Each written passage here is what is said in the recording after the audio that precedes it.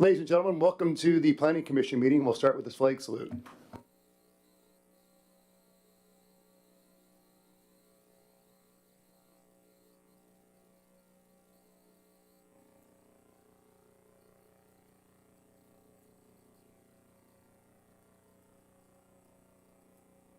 Okay, Aaron, can you do the roll call, please? I'm going to do a mic check too. Charlie, can you hear us? I can. Can you hear me? Yes, we can. Great. All right. Commissioner Marsh. Present. Commissioner Keck. Present. Commissioner Lowe is excused. Commissioner Van Atta. I am here. Commissioner Blocker. Here. And did I say that correct? Did I say that correctly? I think so. Okay. Vice Chair Quigg Here. and Chair Gadsick. Okay, we start off with the approval of the agenda. Were there any changes proposed to the agenda? Stu, Paul, Charlie? We're good? Okay. Yep. Seeing no changes, the agenda is approved. And how about the minutes? We'll start with the September 25th minutes. Everybody had a chance to look at the minutes? No proposed changes? Okay. The September 25th meeting minutes are approved. Any changes proposed to the October 7th minutes? Charlie? No? He's good? All right. So those minutes are approved. Now, we will open up the meeting to public comment. So anybody that would like to speak, you're welcome to come up to the podium. Yes, I see you, Wesley. I see you. You want to come up and say something? Come up and introduce yourself. Tell us which neighborhood you're from. And you have about 3 minutes. We're pretty flexible on that.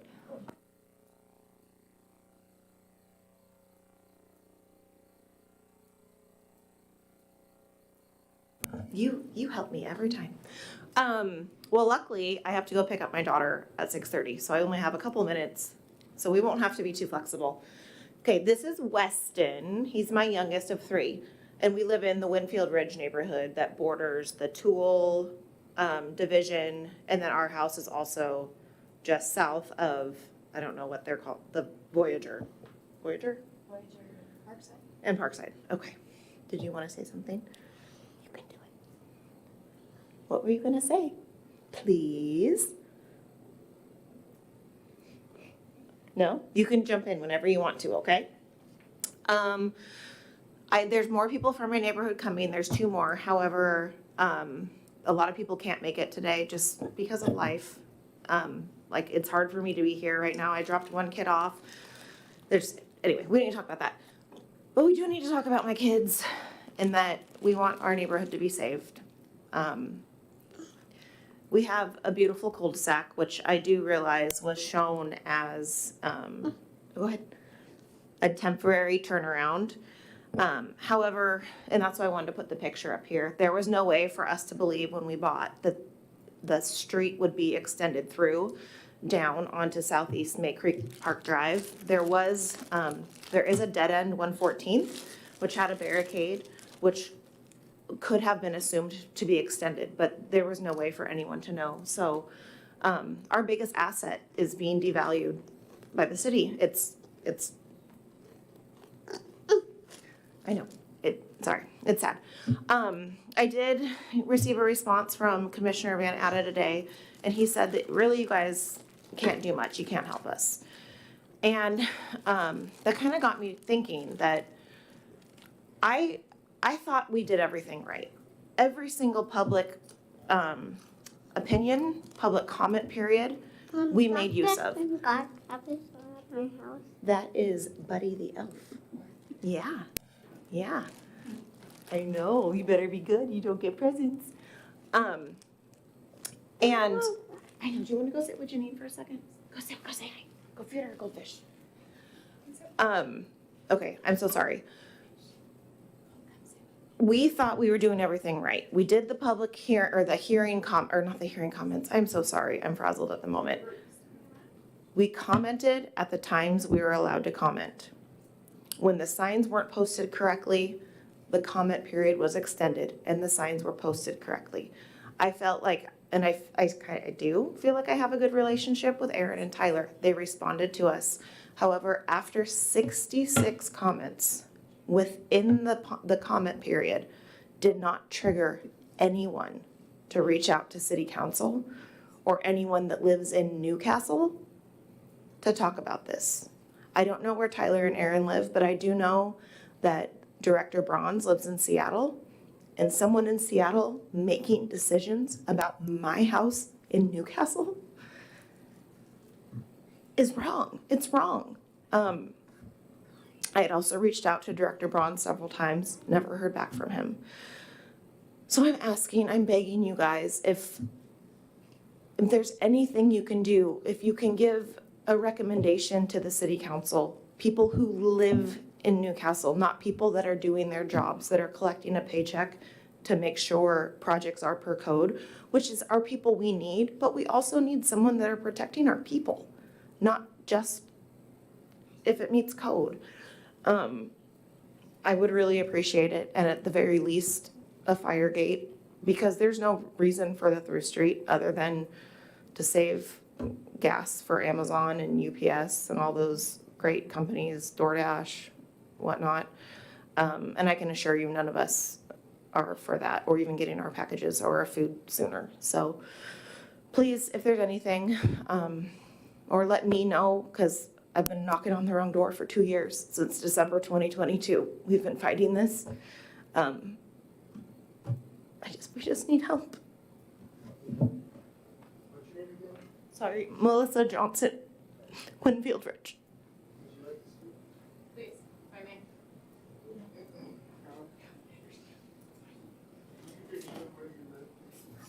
Sure. Wait, can you give your name and where you live? Yes, my name's Janine Johnson, and I live at 11560 Southeast 85th Street. So my husband and 2 boys and I live on the first house of this street, but they're at the 13th house on, 12th house.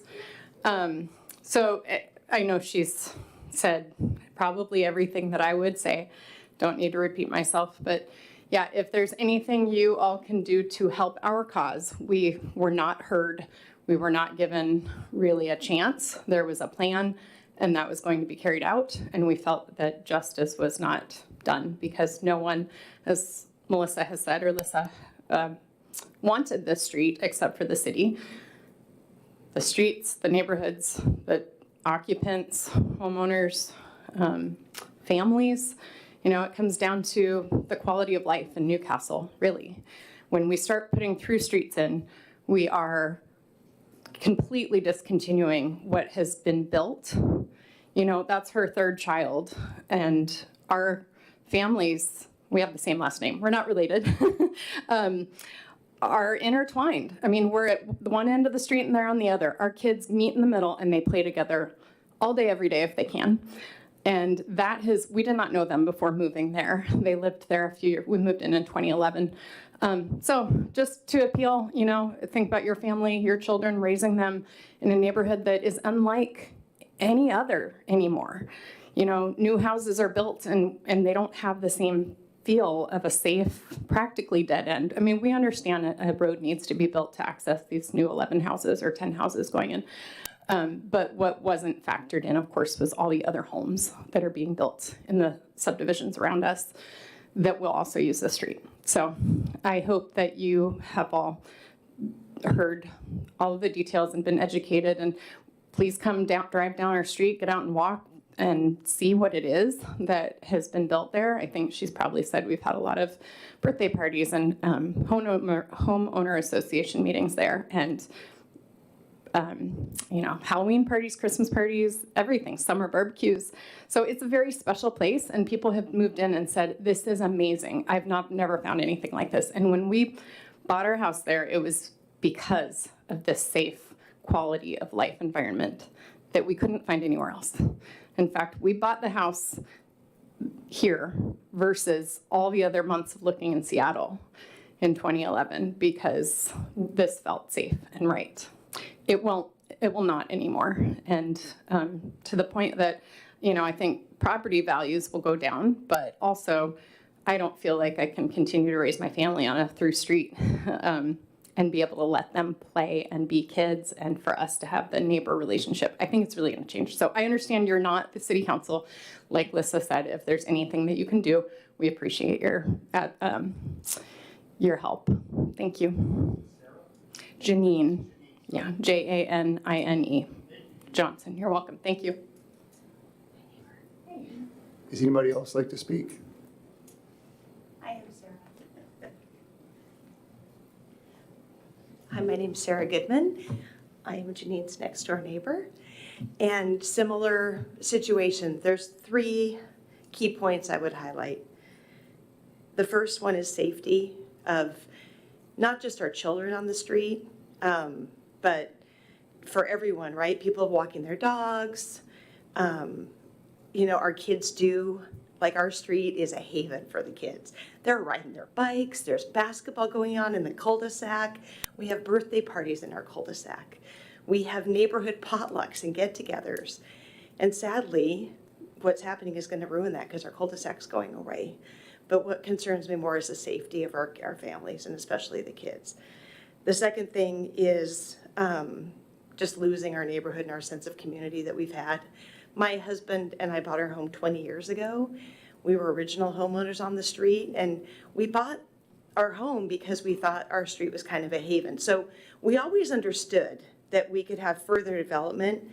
If you go down 85th and you take a right, it always said potential through development here. So we always knew that heading north, that could go through.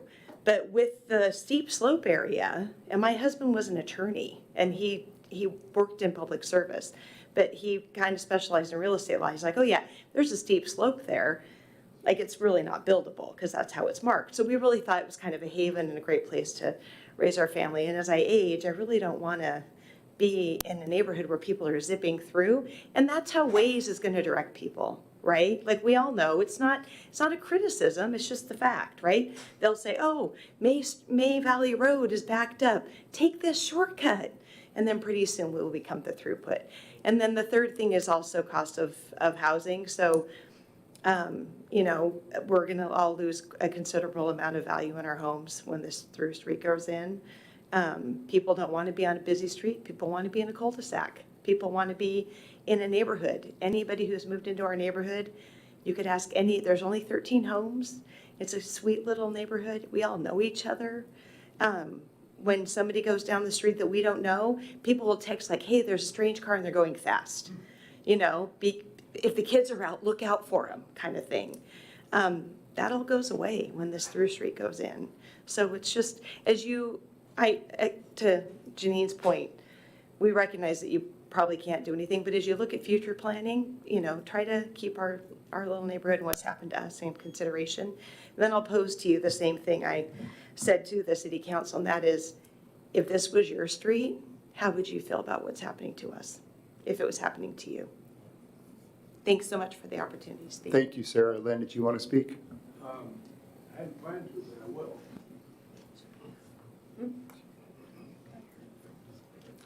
Len Troutman, I've lived in Newcastle for just shy of 40 years. Get off my lawn. I hate change. And these ladies have showed up, and I saw them at the last council meeting, and I sympathize with them. And the commission here is limited in what they can do, but I brought up at a previous planning commission meeting that, and I don't have the exact references, but on the same page of stipulations and requirements, it said that wherever possible, we want to interconnect streets, and gave some traffic reasoning and what that. But the very next sentence said that we should always try to maintain the character of and preserve the, the feel and the character of the neighborhood. And those, when I commented on it previously, it wasn't in reference to a specific case, but this is a good example. And those the way that was written was contradictory, at least for a layperson to try to comprehend. In this case, seems a little bit, just certain things just don't pass the sniff test. In the case of their road, because it does have an excessive slope from what I understand. If it's where I think it is, there's an area fenced around there that's a sensitive area and has been for a long time. And so, you know, we've got this big steep hill, we've got the sensitive area, it's sacrosanct, nobody has to worry about it. And then all of a sudden, kind of with a stroke of a pen, they've decided to waive those provisions, which were put in place for a reason. And so what you guys can do post-actively right now is, you know, I'm not to say, but down the road, you might want to review those particular sections, and I can look those up. Well, like I said, I wasn't prepared to speak on this, but whenever, I mean, I'm all about keeping the neighborhood small, safe, slow, quiet, and I think that the majority of anybody who's been in Newcastle for any length of time feels the same way. I talked to thousands of people when I was campaigning, and they all said the same thing, like the community survey said. Keep Newcastle quiet, small, you know, close-knit, and punching a hole through a through street in front of somebody's house. I mean, it's going to kill their resale value and just screw up their entire way of life in terms of, you know, I mean, haven't lived on cul-de-sacs, but I've had some really great parties in cul-de-sacs and a lot of neighborhood get-togethers in cul-de-sacs. I mean, it's a defining characteristic of the neighborhood. So, again, I understand that maybe you guys can't do anything right now. If you can, by all means do so. Suggest whatever the remedial action might be, because these people are going to really suffer because of it. So, appreciate it. Thank you. Thank you, Len. Anybody online, Aaron? Okay, surprise, surprise. All right, so we've got through public comment, so that'll close the public comment portion, and now we get to commissioner comment, and I'll start off. Don't leave yet, because I want to speak to you three, please. I had two things I want to say. Now I'm going to say three. One, Tony Ventrella passed away. If we did a Mount Rushmore of Newcastle residents, he'd be right there, right? Everybody loved the guy. The poor guy got cancer, and Saturday evening passed away, took his last breath. And so, 10 seconds, if you don't mind, moment of silence for Tony Ventrella.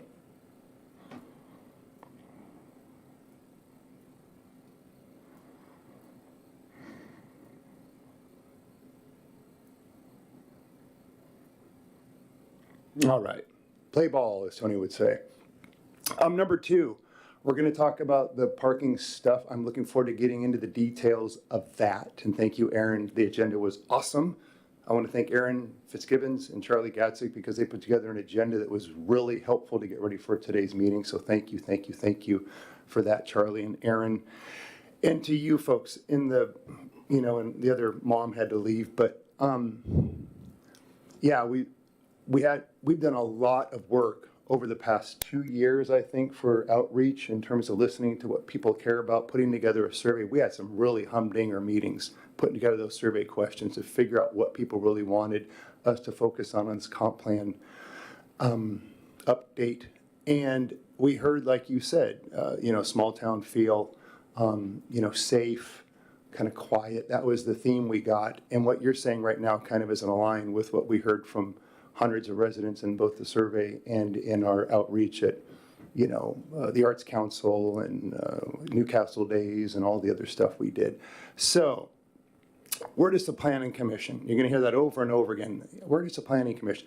That being said, I don't want to get in trouble. Everything I say is going to be recorded, shown on YouTube, and the lawyers will pick it apart. I hear you.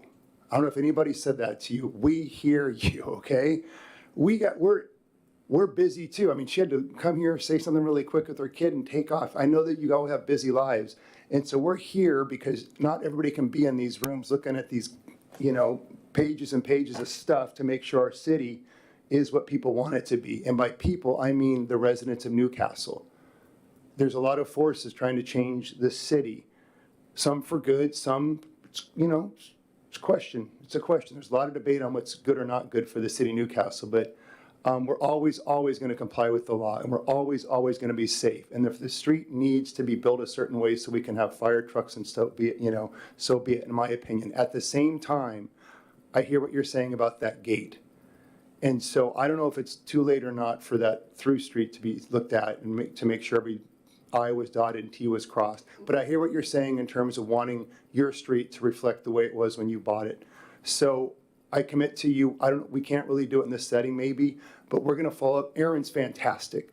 Jeff knows the city inside and out. You know, Scott, these are all devoted public servants. So we're gonna do what we can to try to address your concerns within the rules, within the laws. I just want you to know that you have that commitment from me, and I'm guessing from everyone else up here. Thank you for coming tonight. Anybody else have a comment? I'll go. I got two things. Yeah, I mean, I also hear you guys. I sent that email today just because I just wanted to kind of clarify what we do and don't do. Because there are some cities where I think planning commissions get involved with development review, but we're not one of them. But where I think we can really help, though, is we are working on the comp plan. There is language in there about interconnected streets. It's not final. So we have a chance to, you know, take a look at that and see if we want to tweak it at some point, you know, during the review period. So, second thing I'd like to say, just as a reminder, November 18th is the volunteer appreciation event at Resonate, and we are all volunteers. So we're all invited. If you haven't got an invite, there's some new people here, so I don't know if they got to you or not. So I just wanted to call that out. Oh, none of you knew it? I didn't know. Oh, maybe it's not even out yet. Maybe I have insider information. Well, now it's public. Isn't your wife on the Activities Commission? Yeah. Yeah, so you got insider information, buddy. It's public now. And can I also add that, you know, to both of the two gentlemen who have just said, I see you and I hear you. I see how passionate you are about your home, how much you've enjoyed it. I was there. I used to live on a cul-de-sac raising my kids, so I understand what you're going through. And so we'll probably internally have a discussion. I don't know how much we can do. I might be speaking out of line, but you have my word. I will do my best to see what we can do to help. Thank you. I think I should add my 2 cents as well. I think that the marathon meeting that I did attend, we had discussion about this item, this issue. I don't know if it was this specific set of streets, but if I recall, we talked about that perhaps they didn't have to be connected through in a way that would generate the flow of traffic that Google might generate. And I know that we do have a precedent in the city of having a gate coming off of the summit that allows for fire and ambulances to get through if need be, snow plows or whatever. So I think that it's to the extent that we're not finalized with our work yet, I think it makes sense that we at least consider the possibility that this particular situation is maybe the candidate for the second gate in Newcastle.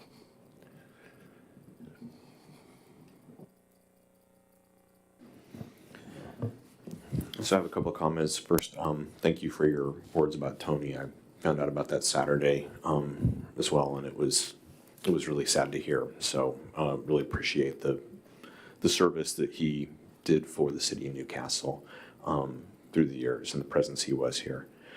I hear you as well, and I want to acknowledge your frustrations.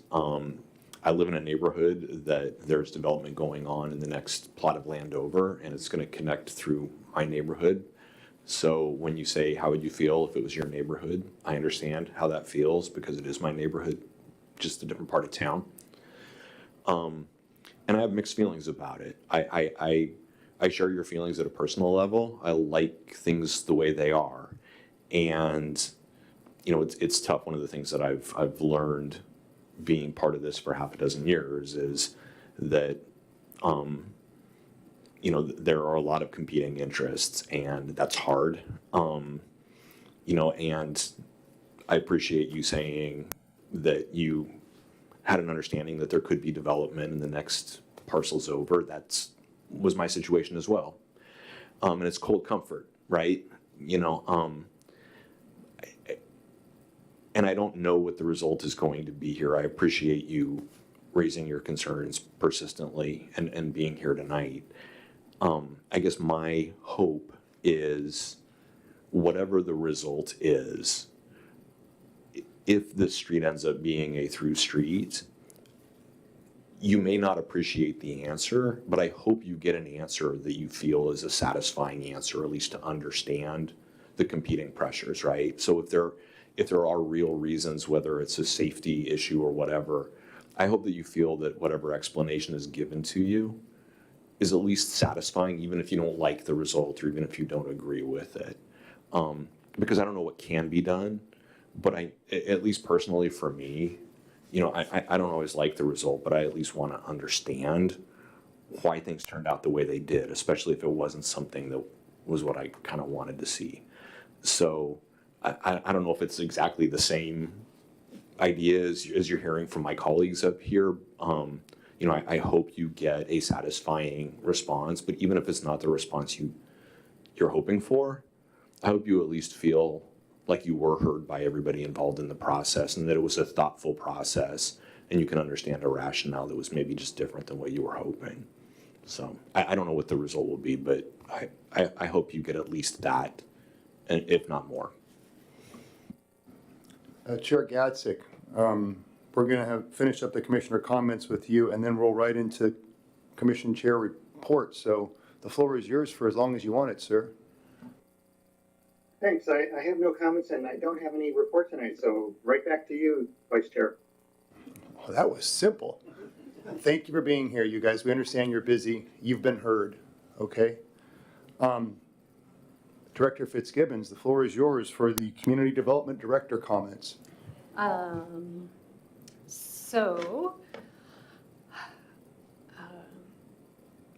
am going to keep it short. You're going to hear from me a lot tonight, and I apologize in advance. We're doing a sign cleanup. Just tell everybody. So some of those persnickety case law that we have run into is why we have so many signs out on the streets. One is that we can't read a sign by its content, and two, about 60 days before an election, it's advised not to remove political signs for free speech reasons. So all the signs get to stay until November 6th. I'll be out there, and we'll have a couple crews out there, and we will be taking signs away. Feel free to come help us if you want to clean up Cold Creek Parkway. So, or at least wave while you're driving by. Can I ask you a question about that? You remember the Yeah. last meeting where I asked about signs and others, those godforsaken $45 an hour massage signs all over? We're not allowed to touch those, right? I mean, could those be part of the cleanup? I will gladly join you, Aaron, on that. Yeah, those are part of the cleanup. Yeah, and you're welcome to come out. Those signs normally would be cleaned up on like at least a monthly basis, or when I'm walking along the street, I can pick them up. They're not allowed. But with political season, I guess, that we're in, we just have to leave everything for a couple months. And it got really bad this year. I've never seen it this bad, so. Well, we're on the top. I'm not eating into your time at all. I just want to extrapolate a little more information. Please do. So you said 60 days before an election, don't touch the signs. There's free speech considerations. Aside from that, you said you're okay as the director of this, planning director for the city to pull up signs when they shouldn't be where they are. Is there any way we can make that like a regular thing? Because I want the city to be pretty. You know what I've said about the Del Mar disaster that's there when you drive into the city and there's this godforsaken old sign above a godforsaken concrete wall.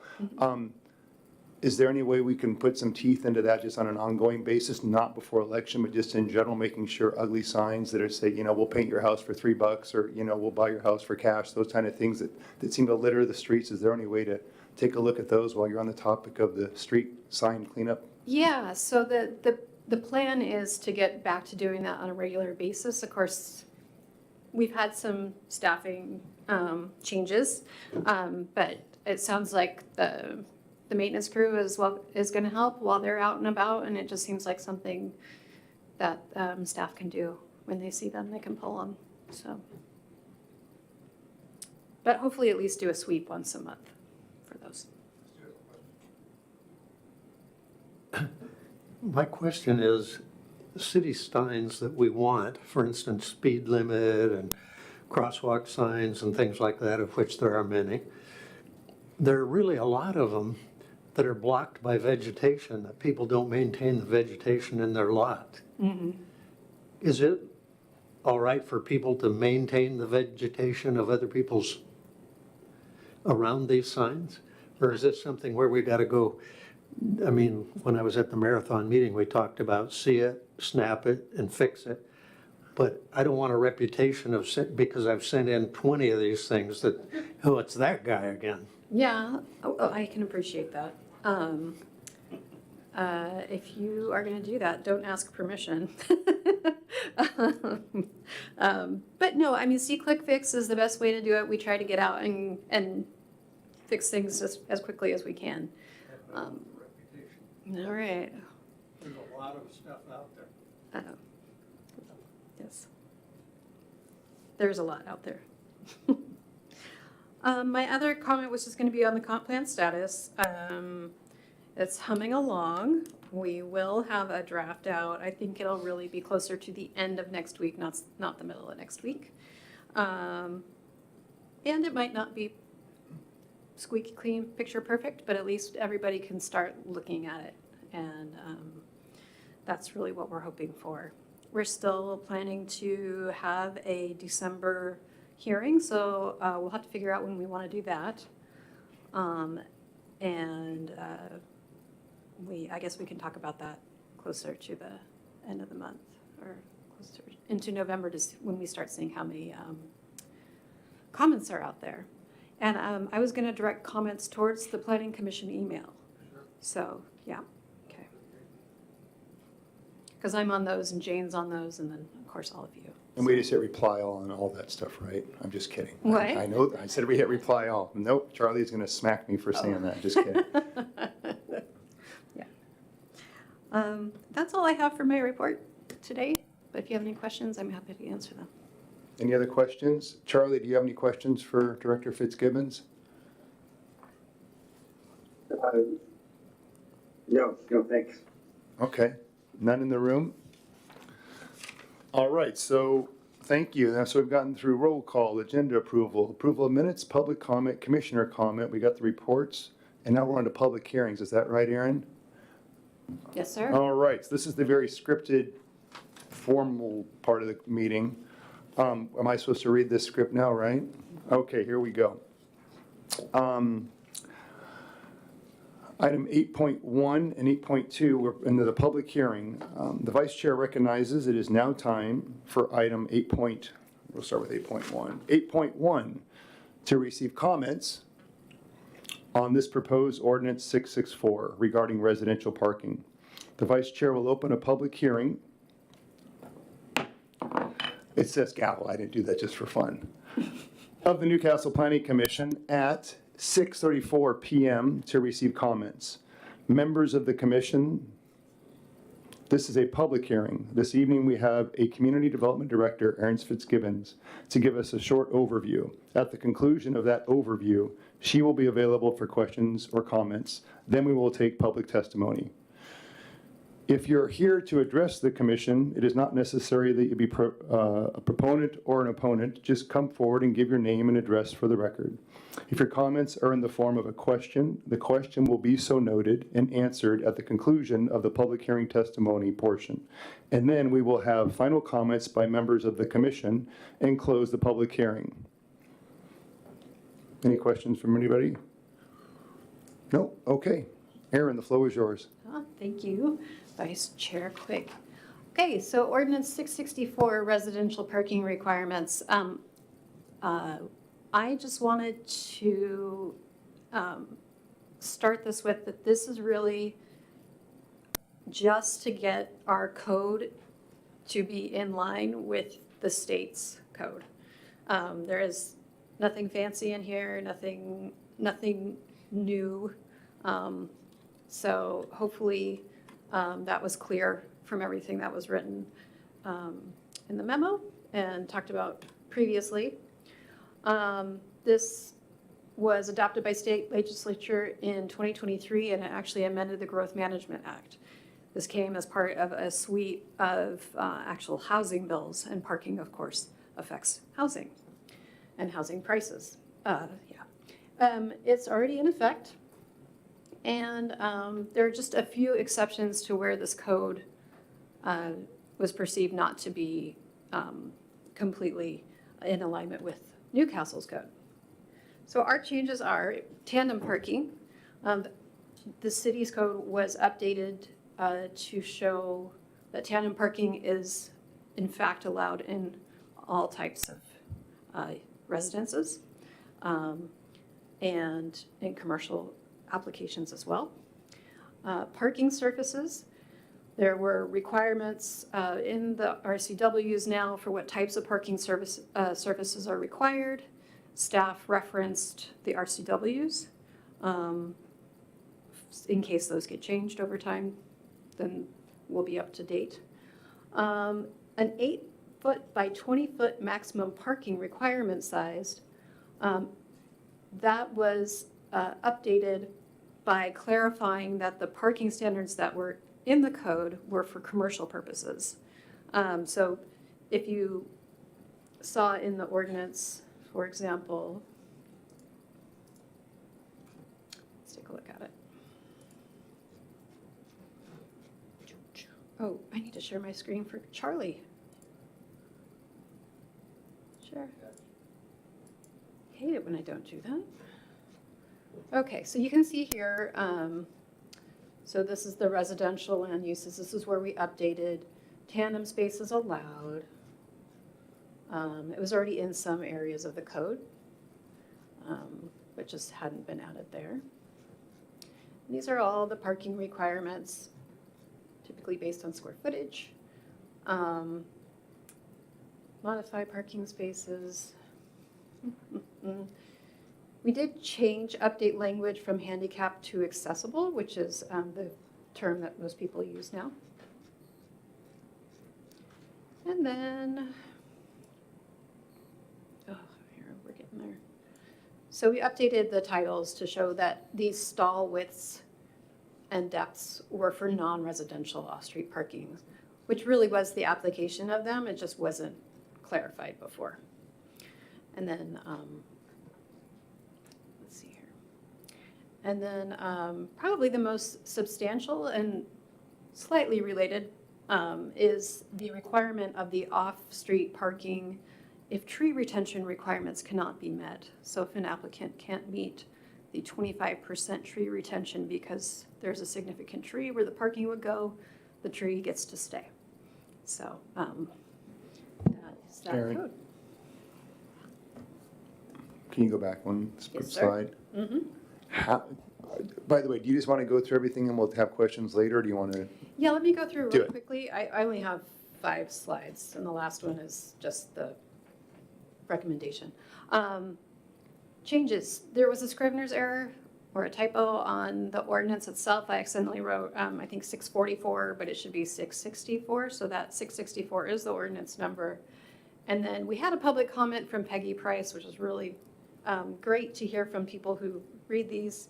And she noted that it didn't seem right to have a 20-foot long space for tandem parking.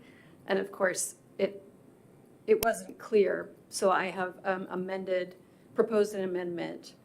Tandem spaces must be at least 20 foot in depth for each vehicle. So I just added that. I thought that clarification probably made sense for everybody involved. So anyway, and then I have the recommendation, so I can take questions now. I'll start off with a question. Can you please double click into the new most substantial change is prohibits requiring off-street parking if tree retention standards cannot be met due to parking requirements? I understand every word in there. I don't really understand how it's applied to us. Is it, first, I guess my gating question, is this required or is this just something we're doing? If it's required, we don't have a choice, we can move on. But if it's something that's optional for us to do or not do, how does that work in reality? Or can people, just like they do with surveys and polls and anything these days, kind of massage the tree retention standards or whatever just to get what they want, to get the parking they need? I'm just wondering, how flexible is this change and how flexible is it in implementing the change? Yeah, so this is in the RCWs. So this is an actual requirement. With Newcastle's 25% retention requirement, I don't know how it couldn't be met. I mean, because a tree can also be either moved or it can also be replaced with replacement trees. So the only time this would be happening is if, for some reason, let's say they had 2 trees, or they had 1 tree and it was right where the parking had to go. I don't know in reality how likely this is to happen, but it is in the RCWs. The reason I'm asking is it's not theoretical for me. I live not just in Olympus, but in the quote-unquote vineyard neighborhood Olympus. And if you drive through our street, especially in April, you see these beautiful plum trees that are blossoming. And people are very, very, very serious and connected to their plum trees. And the idea that you can just replace one, I mean, people lose their minds over it, right? I mean, if it's new, it just doesn't look the same. So I understand what you're saying, they can be replaced or moved, but in reality, I've had people at my door upset that trees got knocked down or whatever. So I'm just wondering, is there a way to structure this so that it's objective, so that it's clear? Look, the tree retention standards, there's no way they can be met, and we have a study from an outside, whatever, arborist that states as such, or is it just up to, Tyler? I don't think so. I shouldn't pick on Tyler, I love Tyler, but you know what I'm saying? I just want to make sure that there's objective standards, so people can't claim that this is just somebody's opinion instead of an actual arborist who, Stu, you look like you want to say something. What do you want to say? Finish. I do have a question though. Aaron, was my question clear? I think so. So this would happen in a new development, right? Or if a lot is being repurposed or being redeveloped. And let's see here. Yeah, that was kind of my question. This is just in new lots. New lots or like redeveloped lots. Yeah. I mean, I guess if somebody was doing an addition and they wanted to put the addition where the tree was, but that wouldn't be parking. No. But the tree retention, we talked about that a couple of years ago. There are some pretty specific rules around it, like Yeah. diameter. There are certain species that are, like junk trees that don't count, like cottonwoods. And I guess So- that's what I was asking is what are the objective standards to determine this? Because, I mean, on our Yeah. HOA board, I mean, we're really clear, we want to keep the trees that have been around, since the 1910s that are beautiful and big and have all the flowers as opposed to the fresh one. You go to Dave's Newcastle Fruit Produce stand, you can buy them, it's great. But it takes them, 6, 7, 8, 9, 10 years to actually grow back and look good. Yeah, so it references chapter 1816 in the Newcastle Municipal Code, which is that it says if they can't meet the compliance requirements of 1816-160. So there's a reference to, I'm trying to find it, the tree standards. In which case it would go through a report and an arborist would be looking at it and there's a survey. Aaron, I have a question too about, as you were flipping through all that, Yeah. and there was a lot of red lettering in there. Yes. I think I saw ADU or something flash by. And so I'm wondering about the or the side-by-side parking in relation to additional dwelling units in a lot. So if people are redeveloping their lot and putting in an ADU or a tiny house or whatever, does this parking standard now require that that also has to have 2 parking spots, side-by-side parking or whatever? Yeah, so that hasn't changed in our code. Our current requirements are that you have to add a parking spot. But as we go through the middle housing ordinance, we're gonna be looking at these parking standards again and having to update for middle housing and ADUs per the 1337. And also when we come back to Airbnbs or something, would that be there too? Yeah, so right now the city doesn't allow Airbnbs. Well, they're a conditional use. They have to go through a hearing process, which is, yeah. I don't know that we actually have parking standards for short-term rentals right now. So, yep. So if my neighbor's running an Airbnb and there's all kinds of cars there and people are coming and going all the time, I should click it, see it, click it and fix it? Yeah. Yep. I want to ask, I mean, for the record, I think the next 8.2 is not going to be nearly as exciting or time-consuming as this one. The parking stuff caught my attention. The next one I find kind of boring. So this one will be the one I want to double-click into. But with regards to the Airbnb, in our neighborhood, they're not allowed. Right. They're not allowed. And it's been a fight. I mean, we had all sorts of issues. But now it's settled and everything's good. But if they were allowed, I know my neighbors would be knocking on my door saying, hey, Quig, I got cars all over back and forth and back and forth. So is this, I think to Stu's question, if you had an Airbnb next door to you, you'd have cars going back and forth probably, and maybe multiple cars parking in front of the house next to you. Does the city, is that something, like, how do we address that if somebody in like the Hazelwood neighborhood or China Creek or whatever is saying, hey, this is driving me bonkers, and they see it, click it, fix it, what is Jeff and Connor and Tyler or Aaron, what do you guys do to address that? Mm-hmm. Yeah, so of course, the first thing that we do is look to see if we can find the listing on Airbnb. It's usually helpful to have some sort of either a listing. We need to have an address, obviously. And then we reach out to the property owner or management company. The best is when there's actually still an active advertisement. It gets a lot harder when there's not. So, but then we just let them know and work it through the violation, the code enforcement channels. Yeah. You stopped at the best part. So what do you do if they say, forget it? We're not, because we had a neighbor who said, no, we're going to do it. And we said, well, look, read your CCNRs. We literally had amended the CCNRs 2 years before to address the very specific issues. So they finally gave in.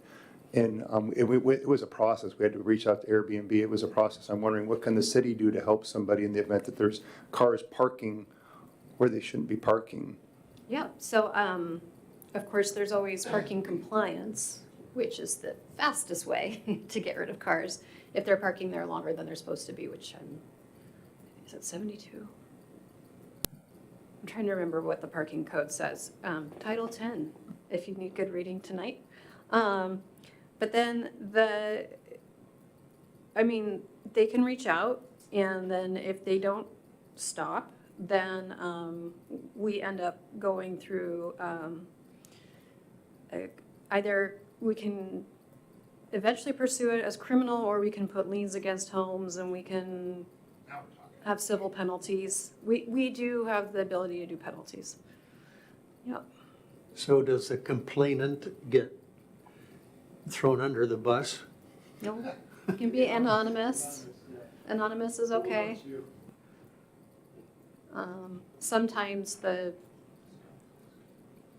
Sometimes the property owner is aware of who's complaining, but yeah. So I'm sorry to do this, but I have a question about the ordinance. Yes. So the changes that are here are purely to bring our ordinance into conformance with the current RCWs, correct? That and to fix the And to fix the errors, right? Yeah. So Scrivener errors aside, and that one other correction or clarification aside, if we weren't to recommend this, or if this didn't go to the council, or the council didn't pass this, I assume that these changes are effectively still the law of the land. Yep, Okay, great, thanks. yep. Can we, I would love to go through these, I want to Scott Marsh this. I mean, before I keep going, Charlie, did you have anything to say? It's kind of, I know it's hard to interject when you're on Zoom.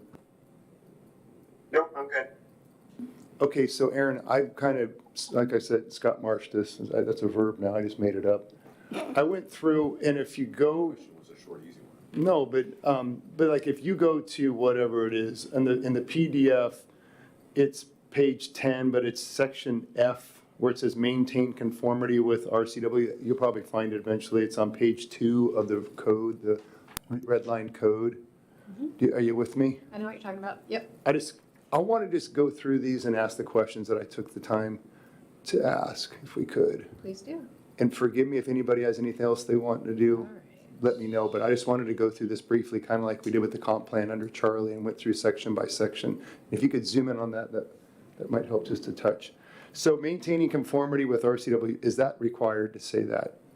It is not required to say that, but it is a breadcrumb for anybody who's looking at this, that there's something in RCW 3670A, especially planners, that they should know about. I guess, because what I'm wondering is, does it change?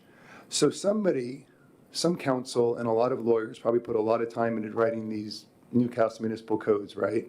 So we're going to go in and say subsection F says maintaining conformity with RCW, which could be read to mean we're overriding whatever we have with RCW 3670A. If it's not necessary, will it change our code? I'm guessing the answer is yes. It's not just a breadcrumb so somebody knows where to look in the state law. Will it also change our code by putting that our city code must conform with the state law?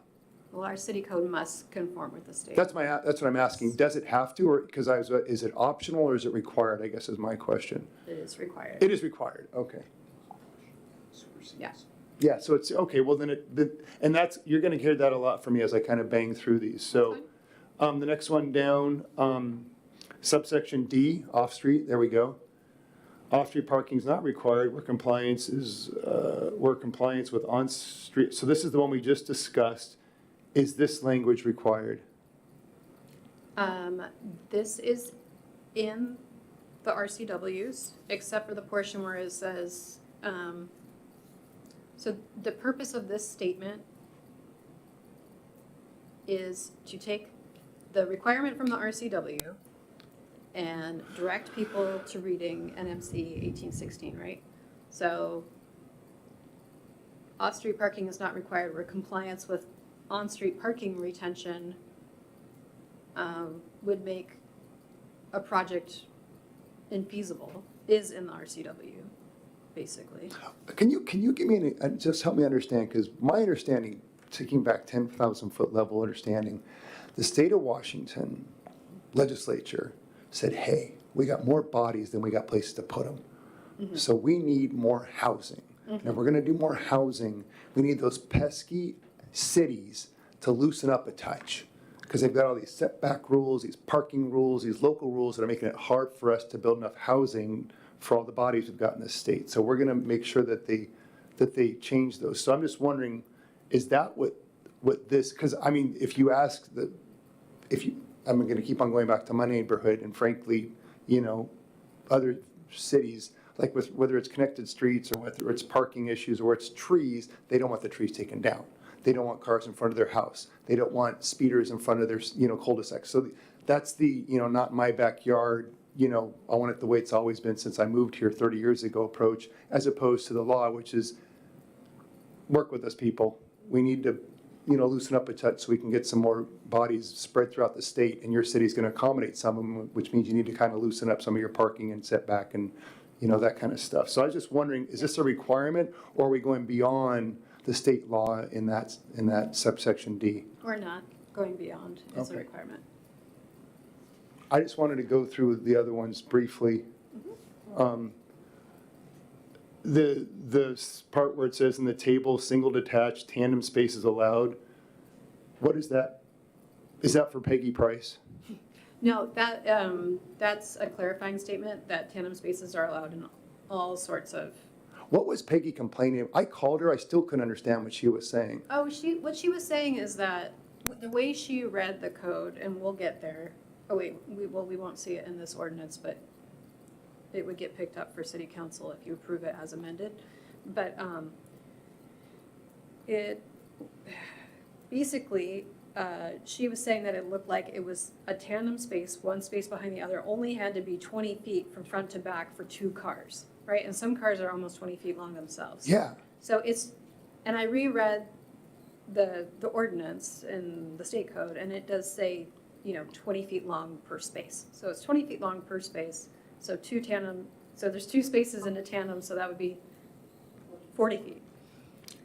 so, because when I talked to her, she goes, Jim, what if you got a teenager? It's not enough space is the sense I got. She said a teenager or a grandma, because I think her concern was people were gonna be building houses with insufficient parking, and therefore the cars are gonna bleed onto the streets, and that was her concern, I think, unless I'm misunderstanding her concern. I see. Well, we'll probably have more of that conversation when we start talking about middle housing and how many parking spaces are required for those, but this is no different. It's just saying that it counts if you're parking one car in front of another or side by side. Okay. Please. So the header here says minimum parking spaces required. What is is it problematic if I have a single detached home and I want to have 3 parking spaces? Okay, so No. these are minimums. These are minimums. Okay. Although there are maximums later on in the code, and so I did Yes. clarify something in there, so we'll get to that But the two here is a minimum. minimum. Great, thanks. Stu, Paul, Benita, you good? Down subsection B, page whatever it is, the next red line, I guess. You gotta scroll a little bit. Except for legally conforming accessory garage structures. So this Is that the exception that eats the rule? Is it? Yeah, so this is the maximum off-street parking spaces, which it says for a specific use shall be limited to no more than 2 times or 200% the minimum parking requirement, which means if you had a large piece of property and you wanted to have 5 parking spaces on your property for your cars, you could only have 4 because you can only have 2. So this is a clarifying statement that staff made. So. I feel like this should come with a little robot voice of use to ask these questions when somebody else clicks into this thing. Can you please explain this to me? And we need to capture all this. Not everybody has an Aaron Fitzgibbons at their disposal, so thank you for the hypotheticals, because now I understand what I couldn't understand 1 minute ago. That's why we meet. Subsection E, is this change required, which is my question. That is a giant change to that language, and I'll probably leave it alone after this because I feel like I'm filibustering, so. So this was also a staff change. One, just to make it a lot shorter. And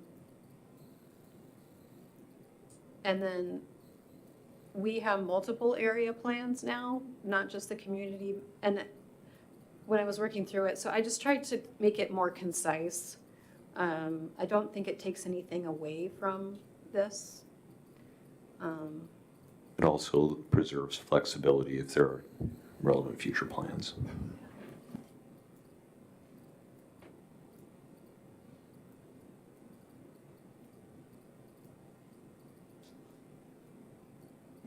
Okay, I think I'm just taking you at your word that we're not going beyond what's required in order to comply with state law, because my experience with talking with people and my experience with neighbors complaining to me in our HOA is they don't like a lot of cars out front of the houses. They want them in the garage. Jim, she's got to clean out her garage. She can fit those cars in her garage, Jim, if she cleaned her garage, right? I get that all the time, probably, once every couple months, somebody complaining about too many cars. And so I'm just saying, to the extent our law allows for people to get their cars in the garages or requires really for developers to build sufficient parking on their space. I understand the state wants Newcastle to change our rules to lighten up a little bit. I'm just saying that I'm not here to represent the state of Washington. I'm here to comply with the state of Washington, represent my neighbors, and my neighbors will be all over me if I just don't ask those questions. So that's my question. No, yes. The whole point of this was just to make our code more compliant with, to reflect the state code so that people who are reading it know what's the actual requirement. The minimum requirement by the state. Oh, I'm sorry. Well, going back to the ADU or the tiny house thing, Yeah. are we coming to that or are we there?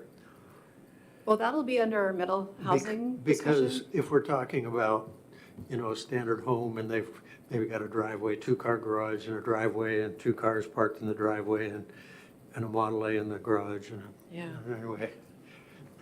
But they add an ADU. Model A. If they add an ADU out back, where are the people who live there supposed to park? On the street, or do they have to then all of a sudden develop another driveway, which may or may, well, probably is not likely. Yeah, But we want them to have ADUs, right? we do. Okay, so we got a problem here, I think. So when we get to, I think it's January's discussion is going to be the fun one where we're talking design and parking and dimensions. In section 9 of the handout I put on everybody's, this is the model ordinance, is the parking standards. And then I have to double check that this includes the ADU bill, which is 1337.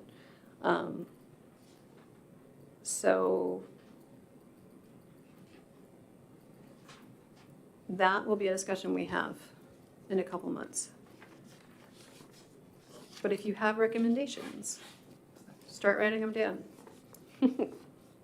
But for today's purposes, it's really just these minimum changes so that we can stay up to date.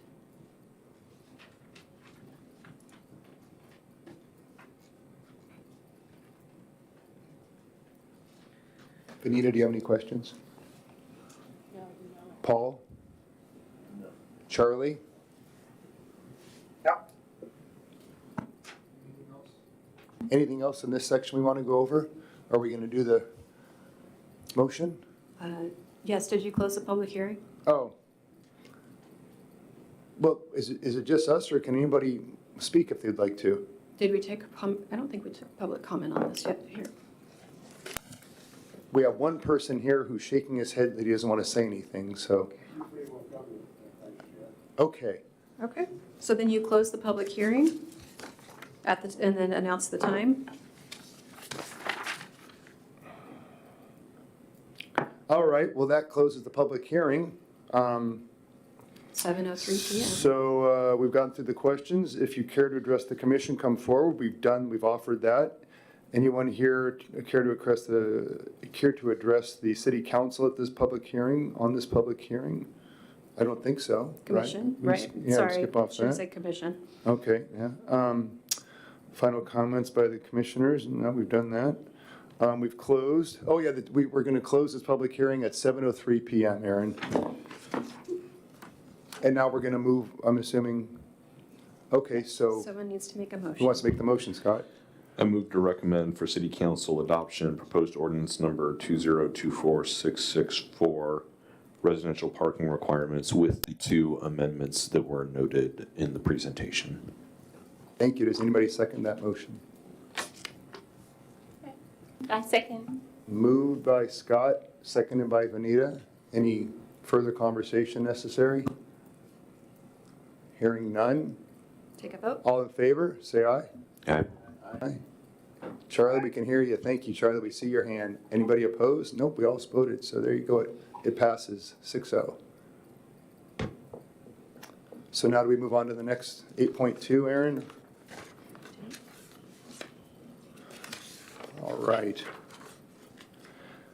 Okay, the vice chair recognizes it is now time for item 8.2, to receive comments on this proposed ordinance 665 regarding project permitting timelines. The vice chair will open a public hearing of the Newcastle Planning Commission at 7:04 PM to receive comments. Members of this commission, this is a public hearing this evening. We have Community Development Director Erin Fitzgibbons to give us a short overview. At the conclusion of that overview, she will be available for questions or comments. Then we will take public testimony. If you are here to address the commission, it is not necessary that you are a proponent or an opponent. Just come forward and give your name and address for the record. If your comments are in the form of a question, the question will be so noted and answered at the conclusion of this public hearing testimony portion. And then we will have final comments by members of the commission and close the public hearing. Any questions from any of you? Or Charlie? No.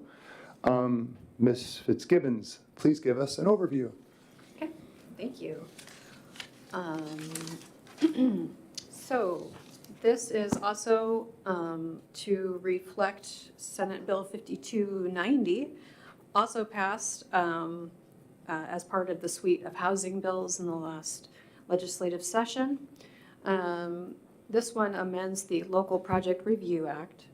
It is partially in effect, but the timelines that were noted in the ordinance are not effective until January 1st.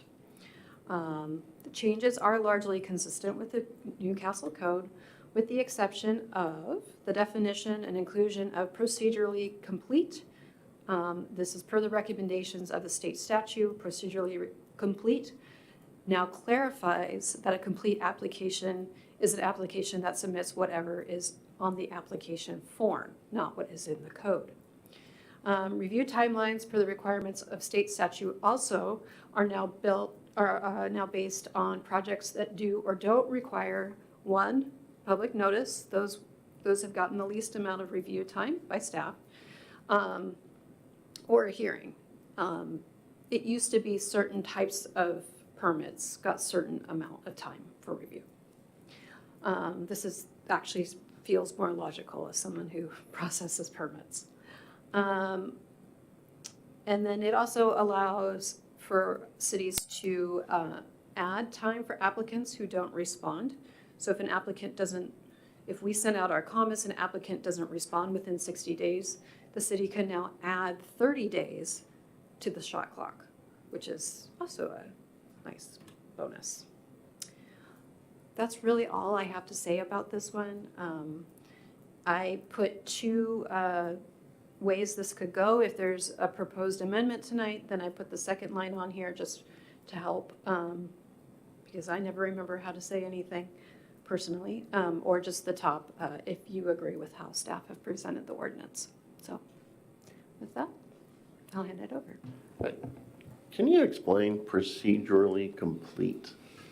Yeah, so procedurally complete means that, so when you, well, back before electronic permitting, you would come in and you would get an application form, right? And you would fill that out. And now you get it online and you fill it out. And the application form has a bajillion things on it that you need to submit. And before this law, there was actually some debate about what is complete. Is complete what's on the application, or is complete what's in your code? Sometimes people didn't put what was in the code on the application. Director Osgothorpe had us do that, as I'm sure you can imagine. He was very thorough years ago. So I think we're pretty well covered there. We do have a few to update. But, so now someone comes in and it's procedurally complete. That means they've given us everything we've asked for, even if it's technically, it needs some work. But yeah, that is procedurally complete. And that starts the clock. That starts the clock when it's Okay. procedurally complete. Yeah, thank you.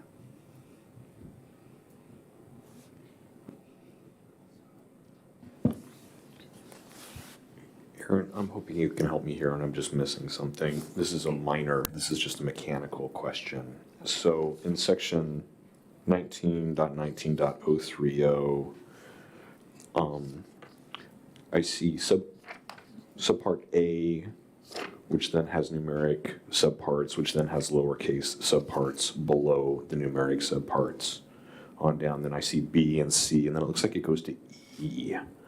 Are we missing a subpart D in here? Or is it just it looks like maybe it's just a mistake in the numbering, but it's something we should probably clean up. Yes, I will clean that up. Thanks.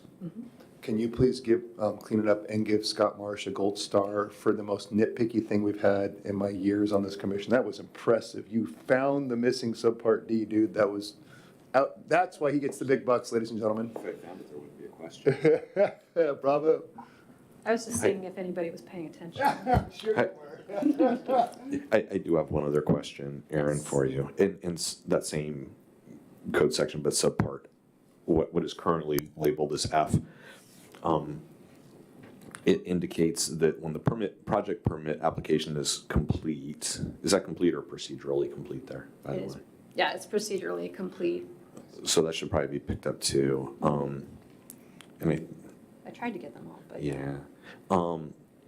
Then I noticed that you interlineated, you've put in the director or their designee can accept it and note the date of acceptance. I assume that that is because you as a director are not always available to do it and the other staff members are able to do it. I'm just curious, who else would that be? And would it be designated by position or name, or how's that work? Yeah, it's interesting because it's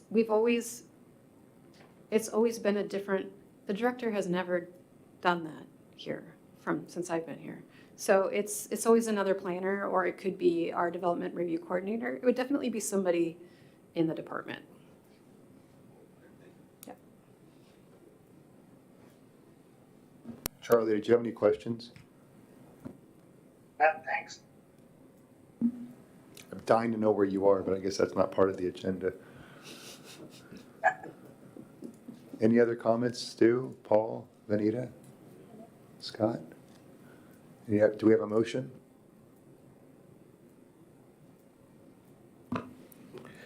I move to recommend for city council adoption ordinance 665 residential parking requirements as amended. I second. Okay, it's been moved by Scott, seconded by Vanita. Any comments? Further discussion? Yeah, didn't we just do this, and aren't we actually making a motion now for the timelines? Isn't this the wrong motion?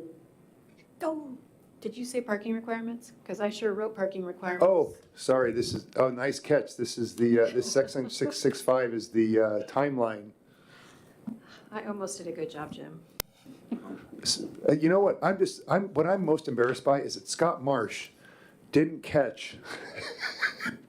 Man, I was just trusting and reading what was in front of me. Sorry. You know, and the irony is that I almost read it not from the screen, but out of the packet, and it's right in the packet.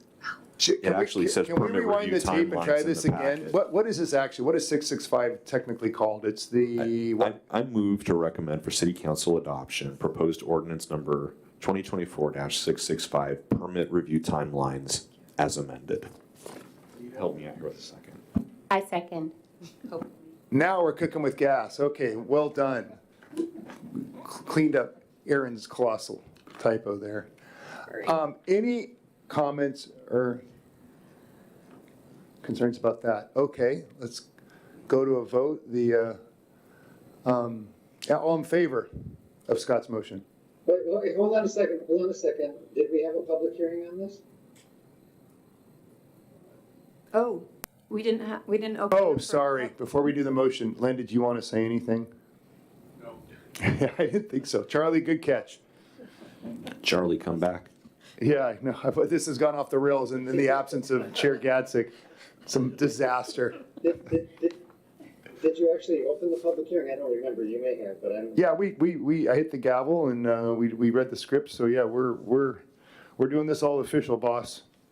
We've got a motion. It's been seconded. We've already opened our public comment hearing. Our one public commenter has declined the opportunity to comment on this.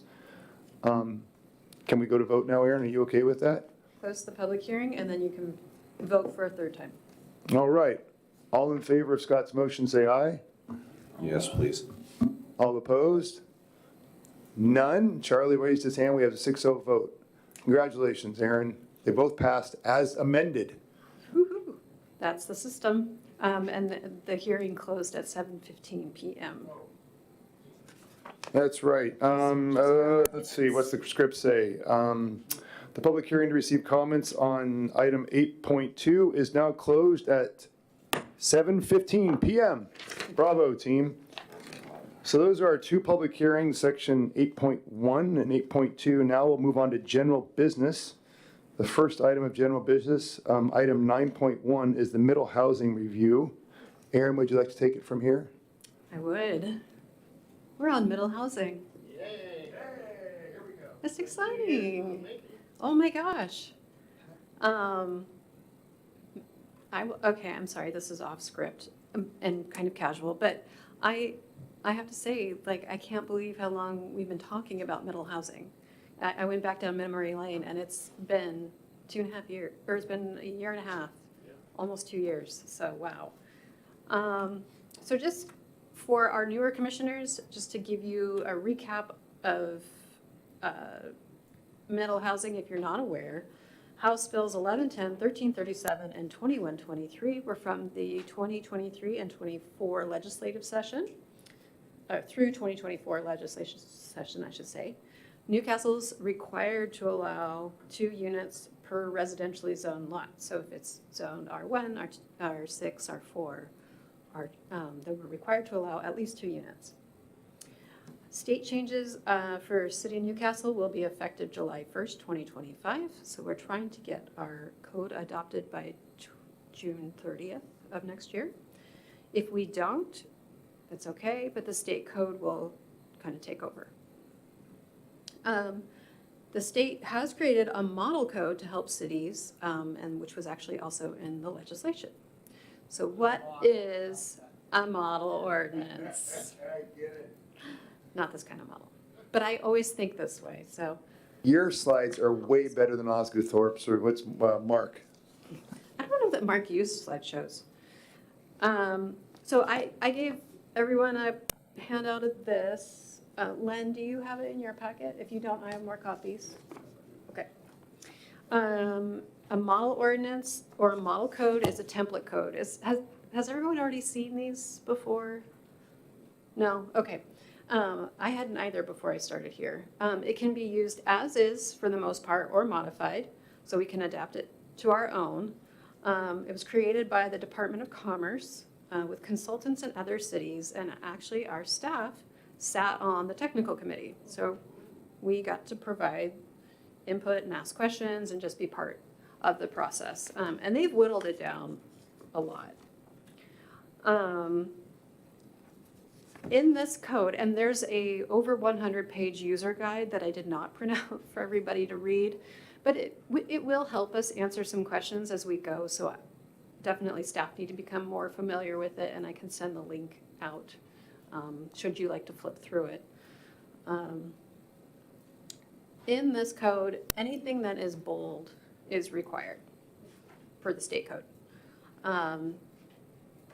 There are specific definitions like what is a duplex, unit types, which is really interesting thing that and I'm gonna reach out to Commerce to ask about this actually, is duplexes, stacked flats, and cottage housing all make sense as required, but courtyard apartments, which one might think of apartments wrapped around a courtyard as being required for a community that requires duplexes. I've never seen like 2 apartments wrapped around a courtyard before, but maybe that's a thing. So anyway, I'm gonna ask for some specific feedback on that from Commerce. And then parking requirements and open space requirements are also in here. So you'll, as you flip through, you'll see that. So we have the model code and then we have Newcastle's code. And what I was hoping to do, and I would love to hear feedback on this if you'd like to, chime in, please do. We have these 2 codes that we need to bring together, and so I was hoping to get feedback from the group on different discrepancies between the 2 codes or gaps, and then come back with an ordinance for you to read, and then we'll have a few meetings on on the ordinance itself and all the sections that it's going to touch, because this is going to touch various portions of our code. And so I was thinking the first 3 meetings tonight, have a schedule. So tonight, kind of what is allowed where. Making sure that, you know, when we're looking at these codes, we're defining in what zones can you have what kind of use. And then we'll do affordable housing with Arch in November. Lindsay Masters and Michael Stranger will come and meet with us. And then in December, I'm assuming we'll need to take a break for the comprehensive plan hearing. Then January would be the parking and design standards, and then we would have a first draft of the ordinance in February. I'm not sure if that's enough time to get us to a June adoption, but we can certainly make a good try for it. Any thoughts on that? We could adopt something that isn't perfect and amend it after June, could we not? We could, yes.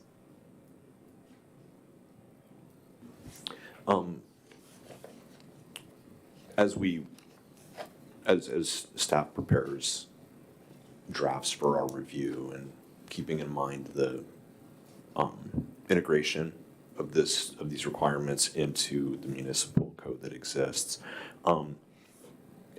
understanding we wouldn't have it in a final draft, but for review drafts, having either bold or something like what we've got in this current model where we can see the things that are requirements and carry that through. I would personally be grateful for that. I know that as we've talked about the comp plan over the last year and a half, what do we have to do, what do we not have to do, has been kind of this recurring burr under all of our saddles. So if we could do that, I'd be grateful, Aaron. Absolutely. I second that. I, to the extent you can make it simple, paint by the numbers simple for me, where it says this is what was, it's just like a red line version, right? Where it has all the stuff that's included, and most importantly, what's required to be included and what's optional to be included, that we're going above and beyond. That'd be super helpful, because the comp plan that we did with all of the crosswalks and other stuff, my brain exploded trying to jump between the different stuff. I know it was necessary. What's her name? Zoe, she did a fantastic job of doing that. But if we can dumb it down a little bit for this, that'd be terrific. Yeah. I will also say that our codes for middle housing are supposed to be objective too. So we definitely will have to keep it pretty simple. So in order to do that. So when you say objective, I saw something in there about an architectural review committee or something like that. Is that objective? Well, there's new legislation on architectural review committees and what you can and can't do with them. We don't Okay. have one, so. Yeah, it says administrative design review in section 3 definitions. In the last sentence says, a city may utilize public meetings, hearings, or voluntary review boards to consider, recommend, or approve requests for variances from locally established design review standards. We don't have that, do we? Right, so for a variance, we would use a hearing examiner.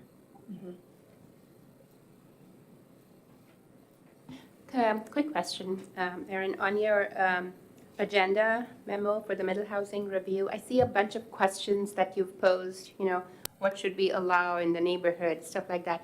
Is that a discussion in this meeting that we're gonna have? Okay. To start, yeah. Actually, that was a good segue. Thank you. So what should be allowed where? So the big picture, if y'all recall, 2022 PRSC, Puget, no, it's PSRC. The region needs 810,000 new housing units by 2050. A third of residents live and work in different counties, not cities, counties. So people are traveling really far, they're paying a lot of money, we need a lot more units, and that's where all this came from. This is something you can look up as well, King County Affordable Housing Dashboard. Our numbers have actually improved, but you can see that there is still a severe burden on households who are making anywhere between 0 to 50% of the AMI. And the count of that is here on this page, 304, and so we still have almost 700 homes where people are really struggling with their, or their cost burdened. We do have more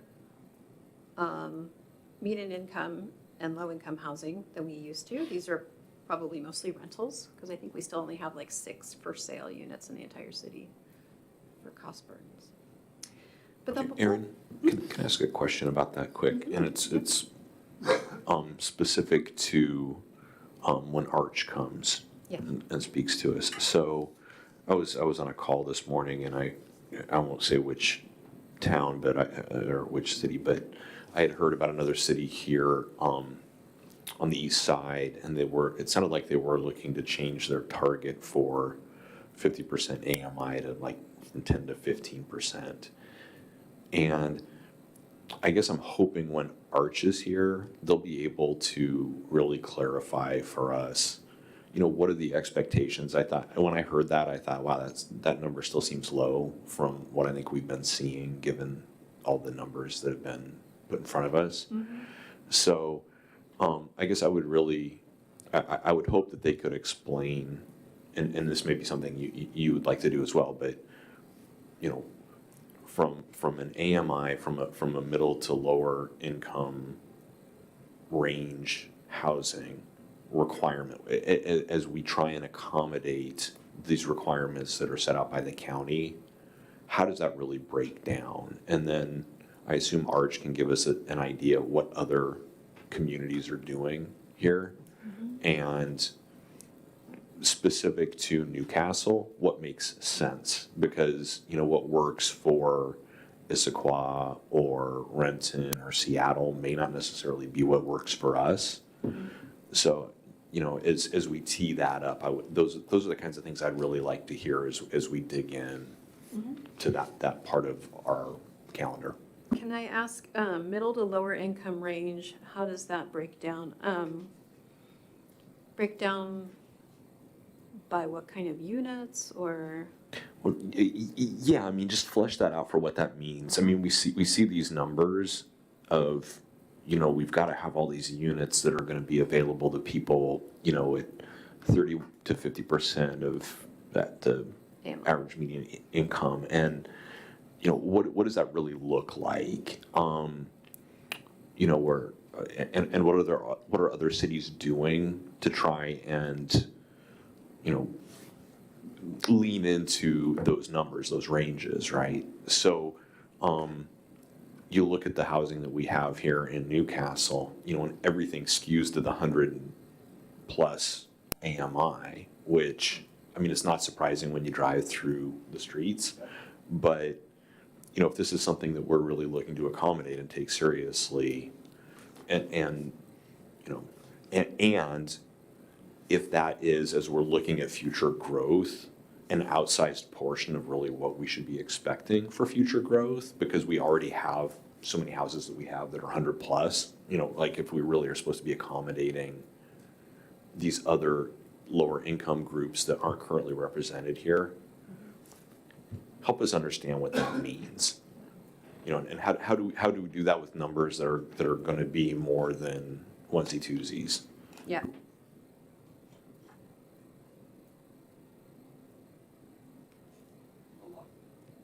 A lot of what we're going to need to do, staff and us as we're talking to people, is help set people's expectations about what this could look like, what it will look like, if development tracks to what the targets are. So, from a practical standpoint, that would be useful.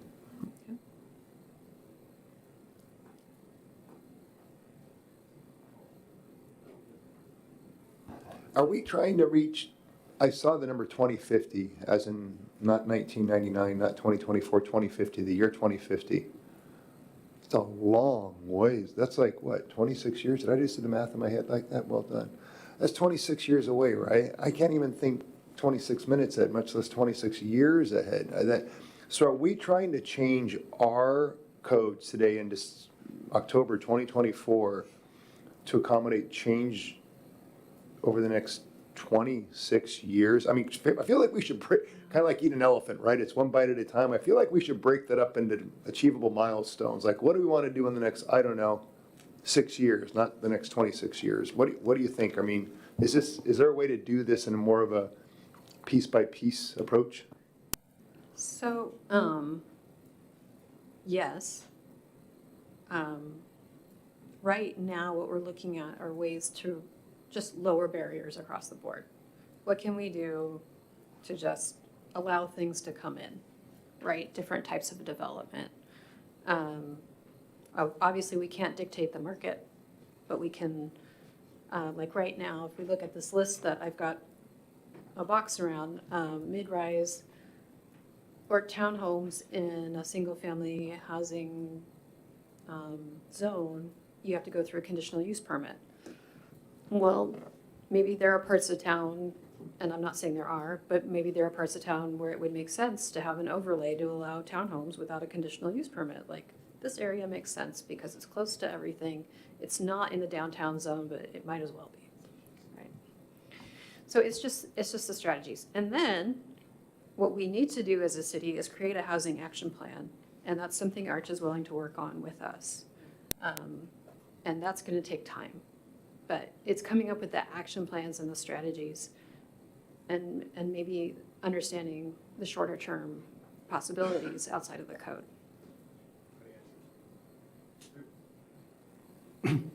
Is it acceptable to incentivize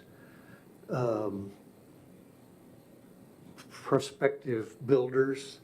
So, you know, just, I suppose by zoning within the city, but certainly within the capabilities of a given lot, but that we incentivize them to build duplexes or ADUs while they build a main unit, or, I mean, I'm just kind of thinking, not thinking at all really, but just if we encourage that kind of development. Absolutely, and that's part of what we'll be doing with this, with Arch, is we have residential density incentives where if, for example, a developer were to build an affordable housing unit, they get so much extra density, so they can build more units if they include the affordable housing units, for example. We've had one developer take us up on those to date. So we'll be reviewing those and maybe we'll have an opportunity to make some change.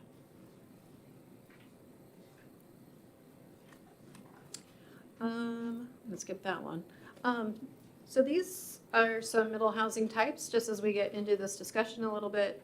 And we don't have to have this whole discussion tonight, by the way, it's just to start getting a feeling for things. Yeah, I'm gonna move this bar here. So the city outright allows ADUs in cottage housing right now. We will have to allow duplexes. This is a stacked flat triplex. We will have to be allowing a duplex style stacked flat, so just take a story off of here.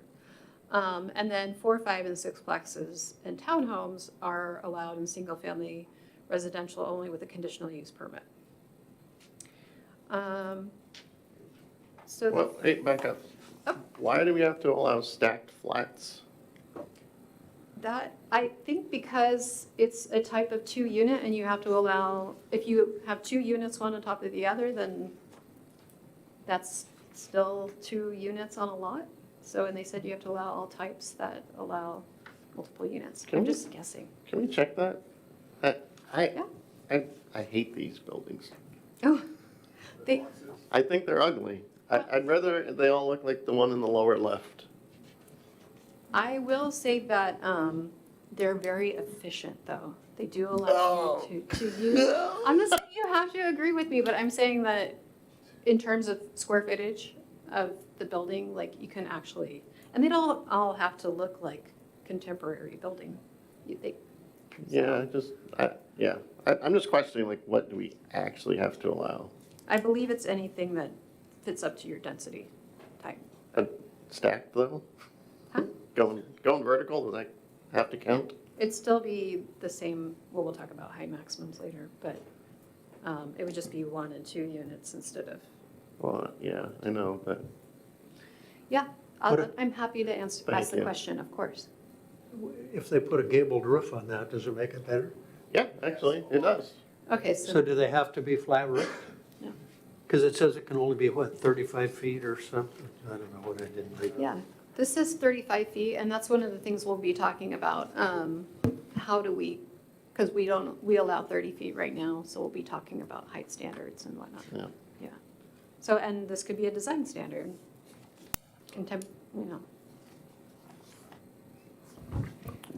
I guess I just want to register a comment that I've made before, which is, I think if, as we are reviewing draft ordinances and as we are considering, what makes sense for what goes where, I guess to go back to your slide with all the Post-its and the question marks on it.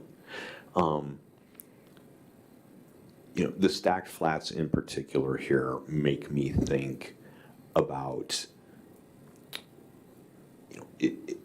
if the objective is to create additional units that drive affordable housing opportunities, having stacked flats up in the reserve where people are, that's a very different thing than having housing, higher density housing here near Coal Creek Parkway where somebody can catch a bus or walk to a grocery store. And, I think that's not to say that, at the end of the day, I'm not commenting on the appropriateness of having stacked flats up in the reserve. I have my opinion. That's a different point. My point is, as we're really thinking about where we should be locating higher density housing and opportunities for lower income housing, we should be thinking about proximity to transit. We should be thinking about proximity to services and amenities and keep that in the discussion. So can I add to that? Yes. So that's what I was going to talk about. So in speaking with, you stole my thunder here. It's in speaking with my fellow residents and friends in Newcastle, the view has been that they would like to see more affordable condos and duplexes in the downtown area. That would be closer to Victoria Park and Ride. The convenience and easy access to public transit along with restaurants and shops nearby holds topmost priority for them. And as the directive from Amazon, back to work 5 days a week, starting January 1st is coming, a lot of these residents, they will be using the public transit to go to Seattle downtown like I used to also. I would always take the bus from Victoria Park and Ride. So they are all really wanting to see some affordable housing in the downtown area, which is closer to Victoria Park and Ride. So thank you. Victoria Park, right, is that the same as Eastgate? Yes. Okay. Yeah. Cool. That's good to know, actually. Well, yeah, just as another comment, it goes back to my question about ADU types of, or affordable housing, smaller units, kind of things in regards to parking.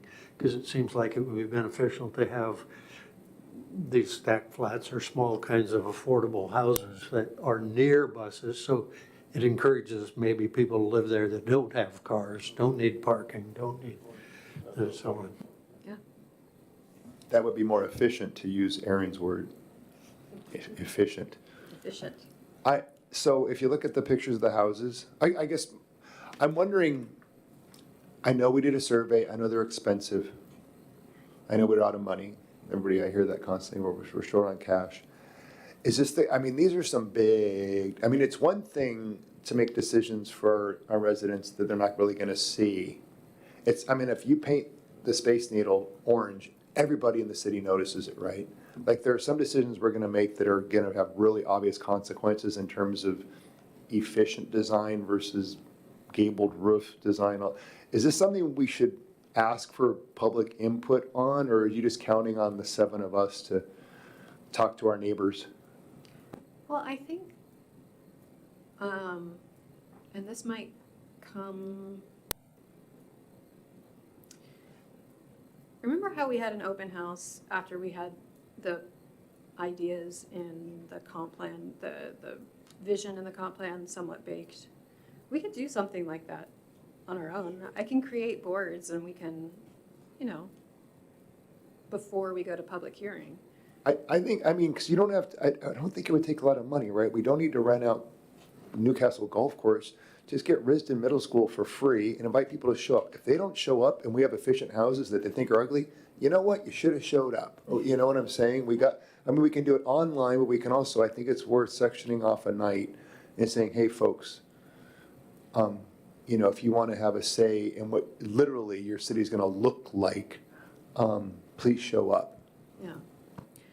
And the reason I want to go with when we have our ideas baked a little bit more, because I think some of it's already fairly there, but if there are ideas where we want to, like I said before, use an overlay somewhere and say, why don't we have XYZ here because it fits in the environment, then I think those are the questions we want to ask. But if we're just doing things to meet state code, we're just doing things to meet state code. So I don't know, a few of you participated in March 2023's dot voting exercise that we did. And we talked about just sort of our feeling from what the community would want. And I took from these, and most of this, as we've said, and as the vision is in the comp plan, is to have these more dense housing types that aren't required close to the downtown, close to amenities and services. So I just did this spreadsheet, or table. And so if I took what is in our code now and what was in that dot voting exercise, this is what it would look like. In our residential zones, single-family residential zones. Oh, sorry. You can't read? Oh, no. That would be helpful. There we go. I forget other people can see that. We have the zone, single units currently allowed, MH is middle housing allowed, state law, and in 2044 plan. Like, is this reflected in our proposed comp plan? So in all the R1s through 6s, single family units are allowed. Middle housing that would be allowed would be duplexes, stacked flats per this, cottage housing, ADUs, and courtyards. Is it state law? Yes. Is it in our plan? Yes, it is. Downtown transition, very similar, but we don't currently allow single-family homes. It would be everything that's in the above, plus townhomes and multi-unit. And this is where I start to question, do we want to allow duplexes, or do we want to keep it denser? We don't have to answer that right now. State law, nope. This zone is not required by state law, but this is how we meet our housing targets and our affordability housing targets. And I'll let you all, if you want, just keep reading.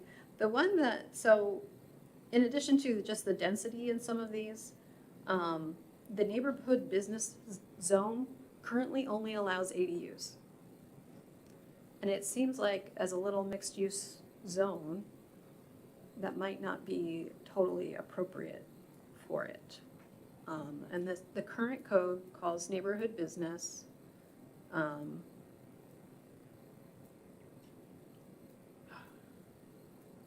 we go. Provide convenient daily retail and personal services, and allowing for a mix of housing and retail service uses. That's what I've highlighted here.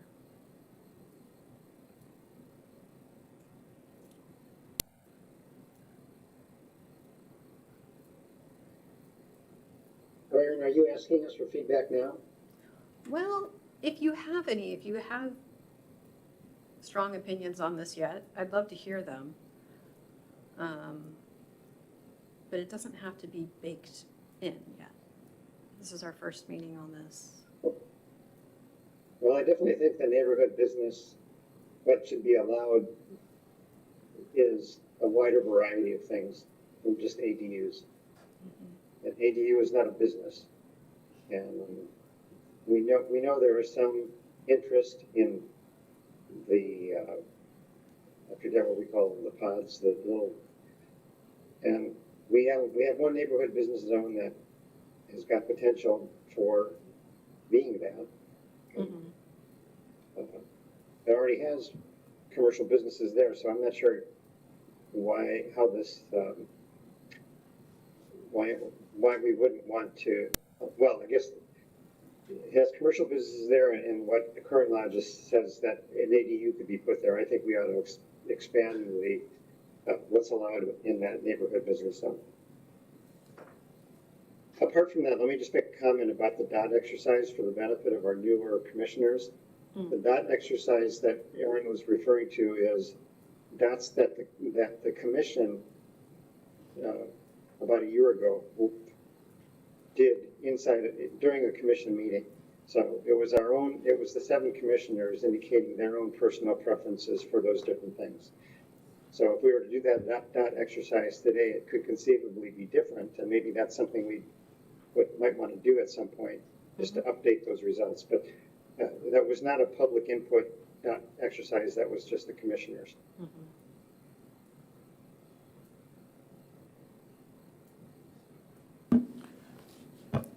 I agree with everything Chair Gadzik said.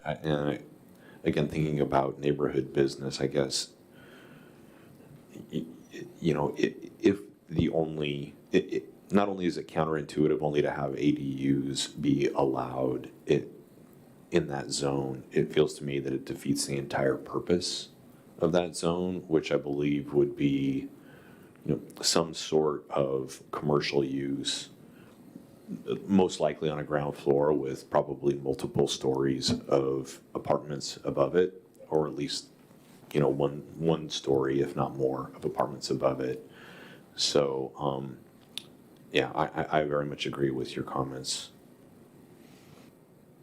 And I'd like to agree with his agreement by saying the pictures are so helpful, like the stuff that Scott was just describing. You could take pictures of 1,000 different places around here to illustrate what he's envisioned, that would give people an idea that we could have denser multi-unit housing available to people, including affordable housing, mixed in with commercial use, near a bus stop, near food, walkable to other things. We should have some pictures of that, and I would love it if people could actually attend something and see what we're thinking of the future, and then give us their feedback on it. Because I think it's where we're headed. I just think it'd be good to get some public input.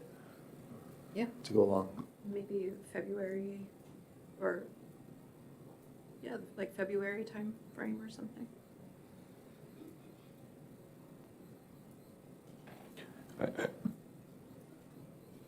One of the things that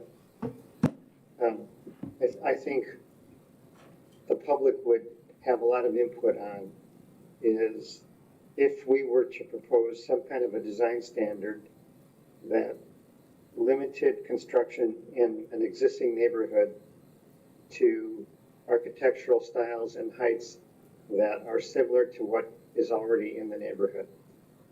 I think that's something that a lot of people would want. It's also something that I think would be quite restrictive on the rights of property owners to do anything different.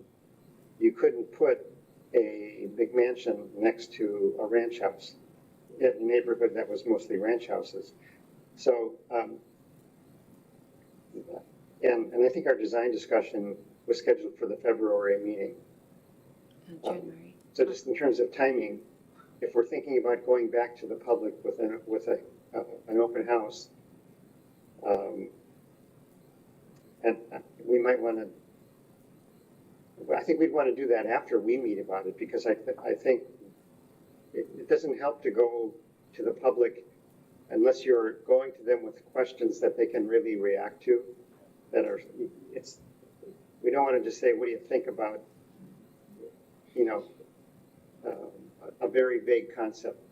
we'd want to be able to say, what do you think about limiting development in your neighborhood to just single-story homes? Or something, or homes that were built in the same architectural style as the homes that are already there. Those are the kinds of questions that I think would get at actionable feedback. But we as a commission, I think, need to come up with those questions so that we can limit the conversation to what's relevant and useful to our role in recommending an ordinance. I just want to mention though, make sure that if we're talking about design standards, that they can be objective, that I can go in and I can measure it, or I can see that it's 2/3 of, if you remember the sign code, you know, it's 2/3 of the building's facade is all windows. You know, it has to be something that can be easily determined.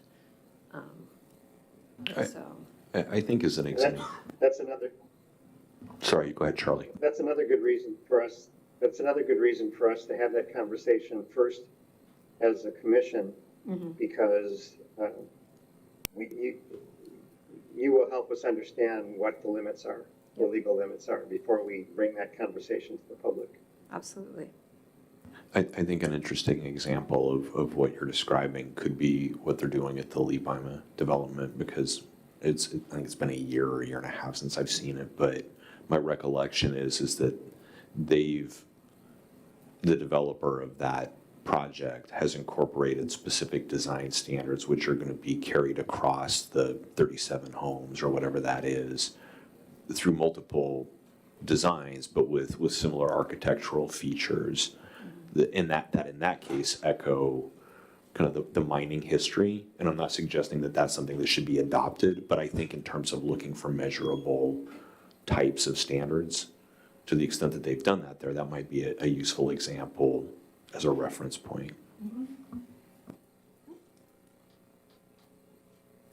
One comment on the downtown core, where it says middle housing allows all of those types above on that chart. And then on the far right in the 2024 plan, yes. Are we saying yes to all of the above? Because I guess in my mind, the downtown core was, like, townhomes really wouldn't be allowed. Because if we're trying to push density towards the downtown core, like a townhome is denser than a single family home, but it's not as dense as you could go. You could, put a 4-story building with apartments in it there. No, that's a good point. I was not envisioning townhomes Yeah, in the downtown core, I guess, personally. we currently allow them. Yeah. Doesn't mean we have to, because we just allow multifamily.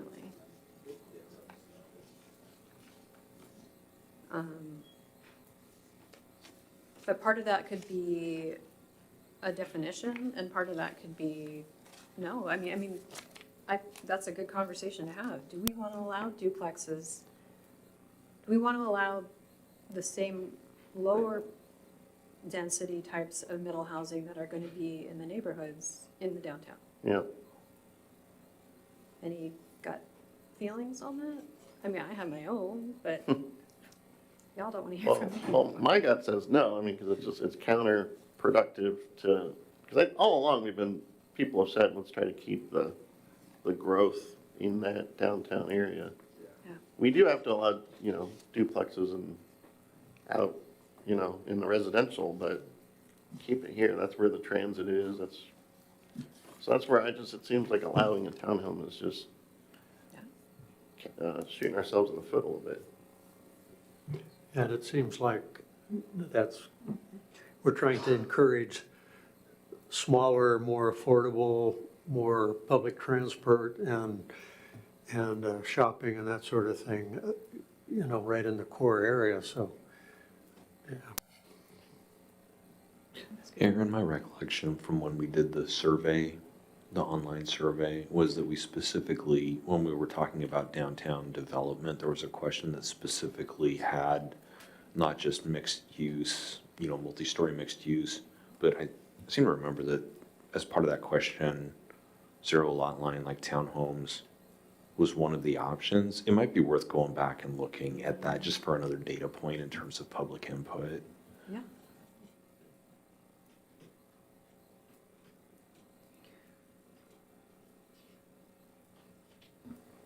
How much longer are you gonna last, Aaron? You get it worn out? You good? Hanging in there? I'm good. We are coming up on 8 o'clock. I don't know if, We are. how everybody's doing. Charlie, do you have a feeling on, well, it's almost 8 o'clock, Charlie. What do you think? Well, I guess I'm wondering what more Aaron wanted to get out of tonight's session on this topic. Have we already accomplished what you hope to accomplish, or is there more that you'd like to explore? No, I think for now, because we don't have anything concrete to talk to, I think what I would, if I had to come back with an ordinance next week, it would reflect additional types of use in the neighborhood business, and I would take out the lower density middle housing from the downtown core. And probably even the downtown transition, I would take out duplexes and cottage housing and leave in maybe townhomes, because we already have some of those anyway. But, and then I would bring it back and everyone could talk about it. So that's what I heard tonight. Should we move on then to the next agenda item, which is, Can I ask one quick question? On the design standards that are in here, in this document, does Newcastle has design standards that are like this, or, that mention front doors and windows, and do we have anything like that today in the books? We don't. We, just the downtown has the most restrictive design standards. But actually, some of those are gonna have to be modified so that they're more objective. Okay, So, so it's kind of a blank slate in a way. it is. We have dimensional standards, right, and how tall it can be, what the Yeah, setbacks are. setbacks, yeah. But yeah, this actually gets to, where the front doors need to face and, window, landscaping. I mean, it's, that, are we thinking about adding design standard chapter to, I mean, I know it's been on some commissioners' minds for a Yeah. while. but on your, on the timeline, it's probably not in there by June or July. With all the other stuff that was plugged in there. Because that's a whole new chapter then, it sounds like. Well, yeah, and it depends on how detailed we want to get. So I did put the design conversation in with the middle housing ordinance because they affect one another. And if we find that there's more work to be done, it's not something that has to, we're gonna have to figure out where the cutoff point is for getting this adopted versus how far we want to go, potentially. and to that end, I was trying to move us on the next agenda item, but I wanted to talk about something. Unfortunately, Commissioner Van Atta pointed to the thing that I wanted to talk about. It says right here, we can have objective design standards under the definition of administrative design review, blah, blah, blah, blah, blah. Our city may utilize public meetings, hearings, or volunteer review boards to consider so our HOA group, we take it on a onesie twosie thing, and people say, I want to build a fence, or I want to paint my this or that, or I want to build this or that, or privacy. I mean, we kind of take it on a case-by-case basis, and we talk to the neighbors, and we figure out what makes the most sense, but to incorporate whatever somebody wants to do into the neighborhood. And it's not an easy 2 + 2 = 4. It's kind of a subjective, artsy-fartsy, how tall should this fence be, what color of wood, blah, blah, blah. We get into the nitty-gritty. I just don't know how you could write standards to reflect all the conversations and considerations we've had over the years to try to make sure neighbors all got along and built stuff next to each other they could live with. And we've said no to some things. Somebody wanted to build a fence right down the middle of this short little strip of grass just to piss off his neighbor, right? You're not gonna do that, no. And I don't know how you write that into a code, no. That's stupid. It'll look bad, it'll just annoy everybody, and the kids won't be able to play, all the different things that we talked about. I don't know how you do that because we have a Supreme Court right now that flips between 5, 4, 6, 3, 7, 2, and everybody's up in arms, you know. Who are those 9 people to tell the rest of the country what to say? I don't know how you do it. I'm just saying, writing down the quote-unquote design standards could be hard.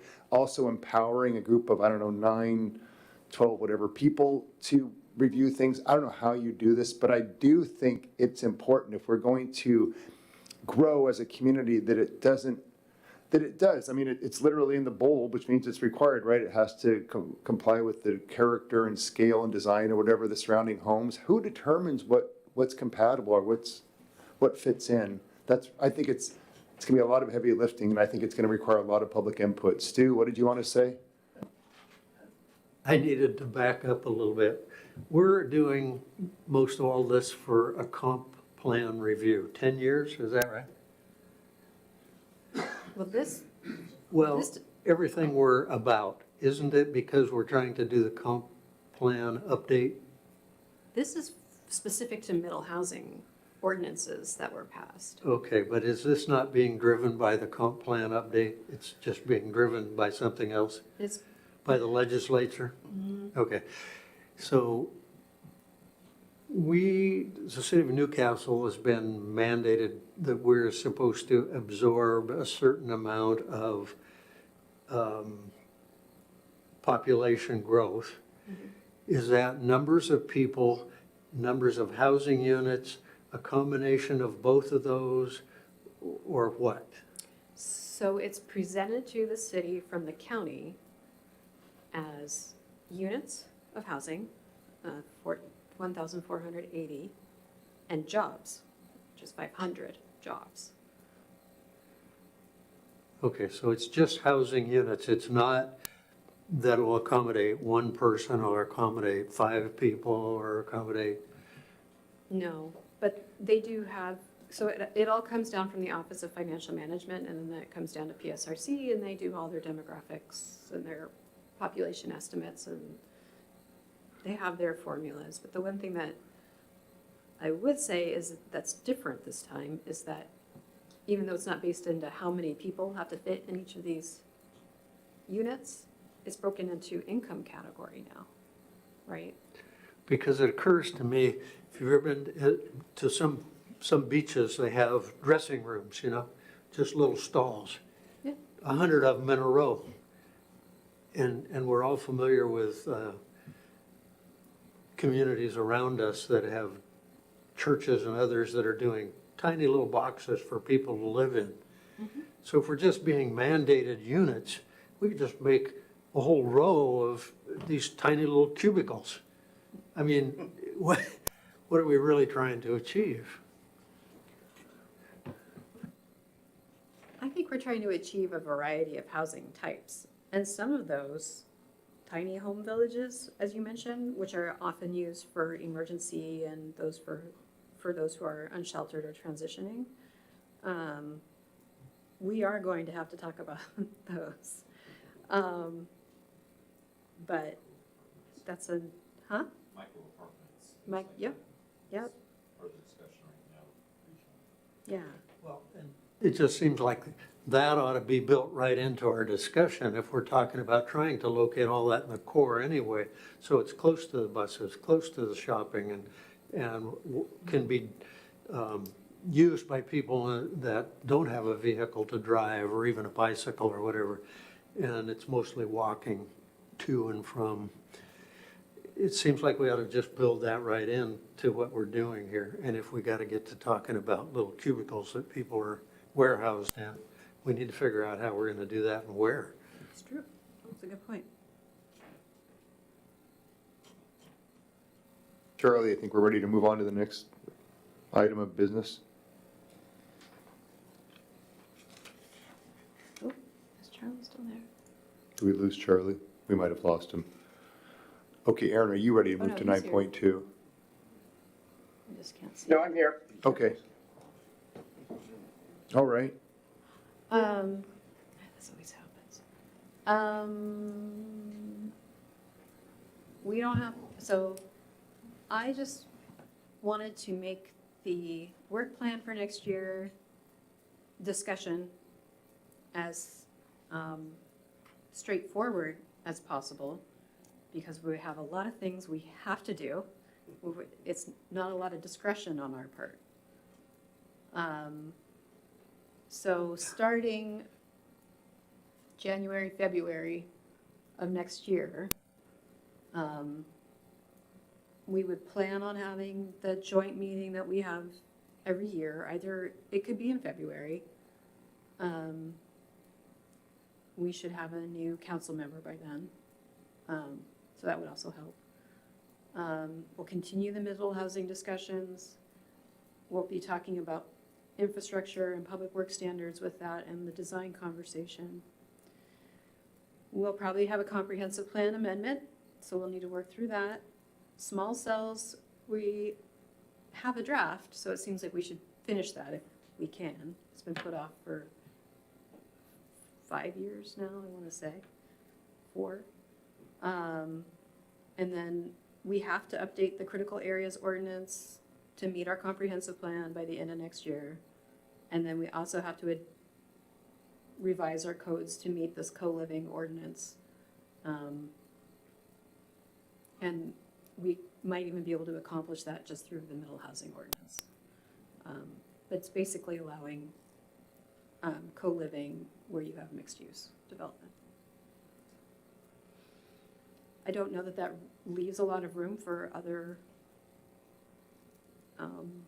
items, but if there was something commissioners wanted to get to next year.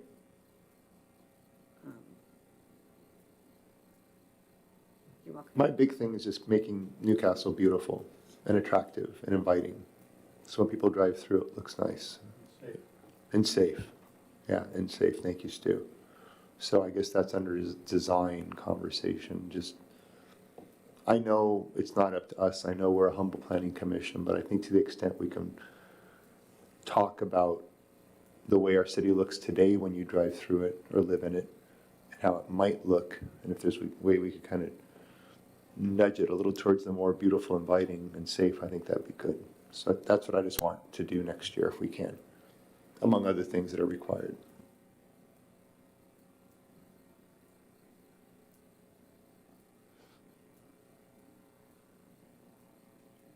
Charlie, do you have anything you want to add?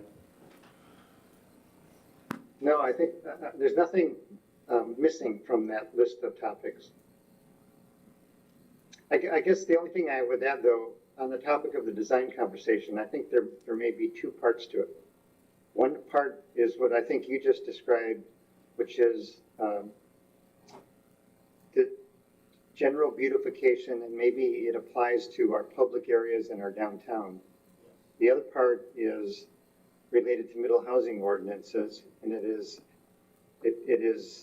objective standards that might dictate the size, the dimension, and anything else of the duplexes that are coming in. And I think that latter one is one that will probably need a lot of, well, they both need attention, but I think we can expect a lot of public interest in both of those, but especially in the middle housing one. If we're going to propose any types of either of limits on duplexes and what those limits are or what those guidelines are, I think that's going to take a lot of conversation. I guess I would propose to layer in a third prong there too, and you mentioned it, Stu and Jim, already, but the safety piece, I would be more specific about the design conversation, not just being aesthetics. And then, Charlie, to your comments about the, duplexes and other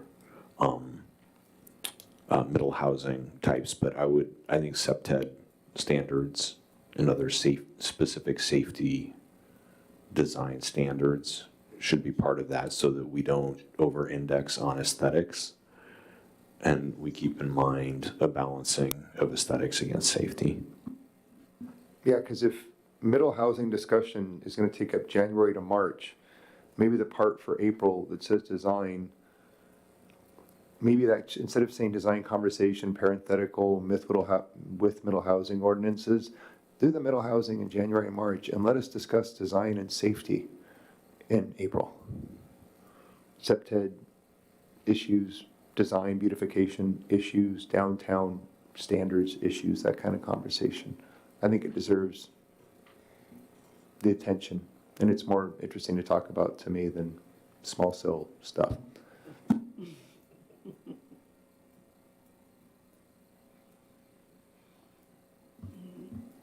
I have a calendar question that is not a specific work plan question, but Aaron, so to be clear, where we have the 19th and the 20th on here, those, where the second one says Aaron and Arch, in terms of who, that's really all of us and you and Arch, to be clear, right? That's, we have back-to-back meetings the 19th and 20th. I just want to make sure we're all on the same page there. Sorry, yeah, that's sort of who's on first or who's to bat, who's presenting. I don't even know if we need that column. I stole this from the council calendar. Could probably take the who out of there and just. Yeah. But yes. I wanted to make sure that so because we're going back to back, we have the 19th and the 20th. And apparently something possibly on the 18th as well. That the 19th will work still for everybody's schedules to go talk. Are you asking us to check our calendars for the 18th, 19th, and 20th of November? Yes. I got the 20th as a confirmed. The 19th would be city council if we're going to have the study session with them. What's the 18th again? Sorry, Tuesday. 19th is Tuesday. Isn't it? Yes. What was the 18th as well, Aaron? Volunteer. And the 20th would be our regular meeting, which would normally be held on Thanksgiving, but we'd be moving it up a week. Oh, Erin, are we gonna get invites, separate invites for all of these? Okay. Yeah, the 19th study session has been, we think it's not really confirmed, tentative. So, but Are we really meeting the night before Thanksgiving on the No. 20th? We're not. The 20th. Thanksgiving. Are we meeting on November Thanksgiving 20th is at the 6 following p.m.? week. We are, the Wednesday before Thanksgiving? A week ahead. Good, thank you, okay. Thanksgiving is the following week. Never mind.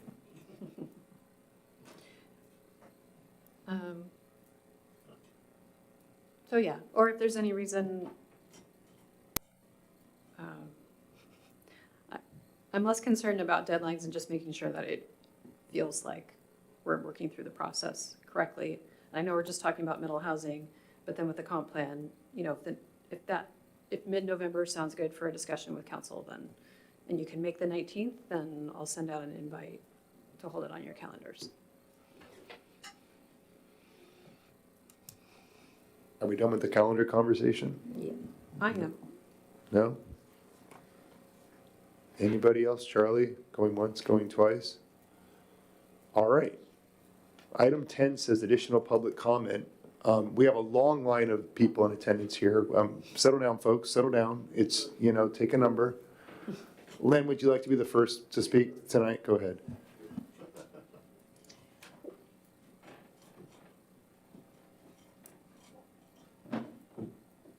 Hello again, friends. Len Troutman, 40 years, same old guy. I just was making some observations as you guys were discussing, and I agree with, I think it was Chair Gadzik who brought up the fact that additional uses, in addition to ADUs in the neighborhood business zones, is probably a good idea.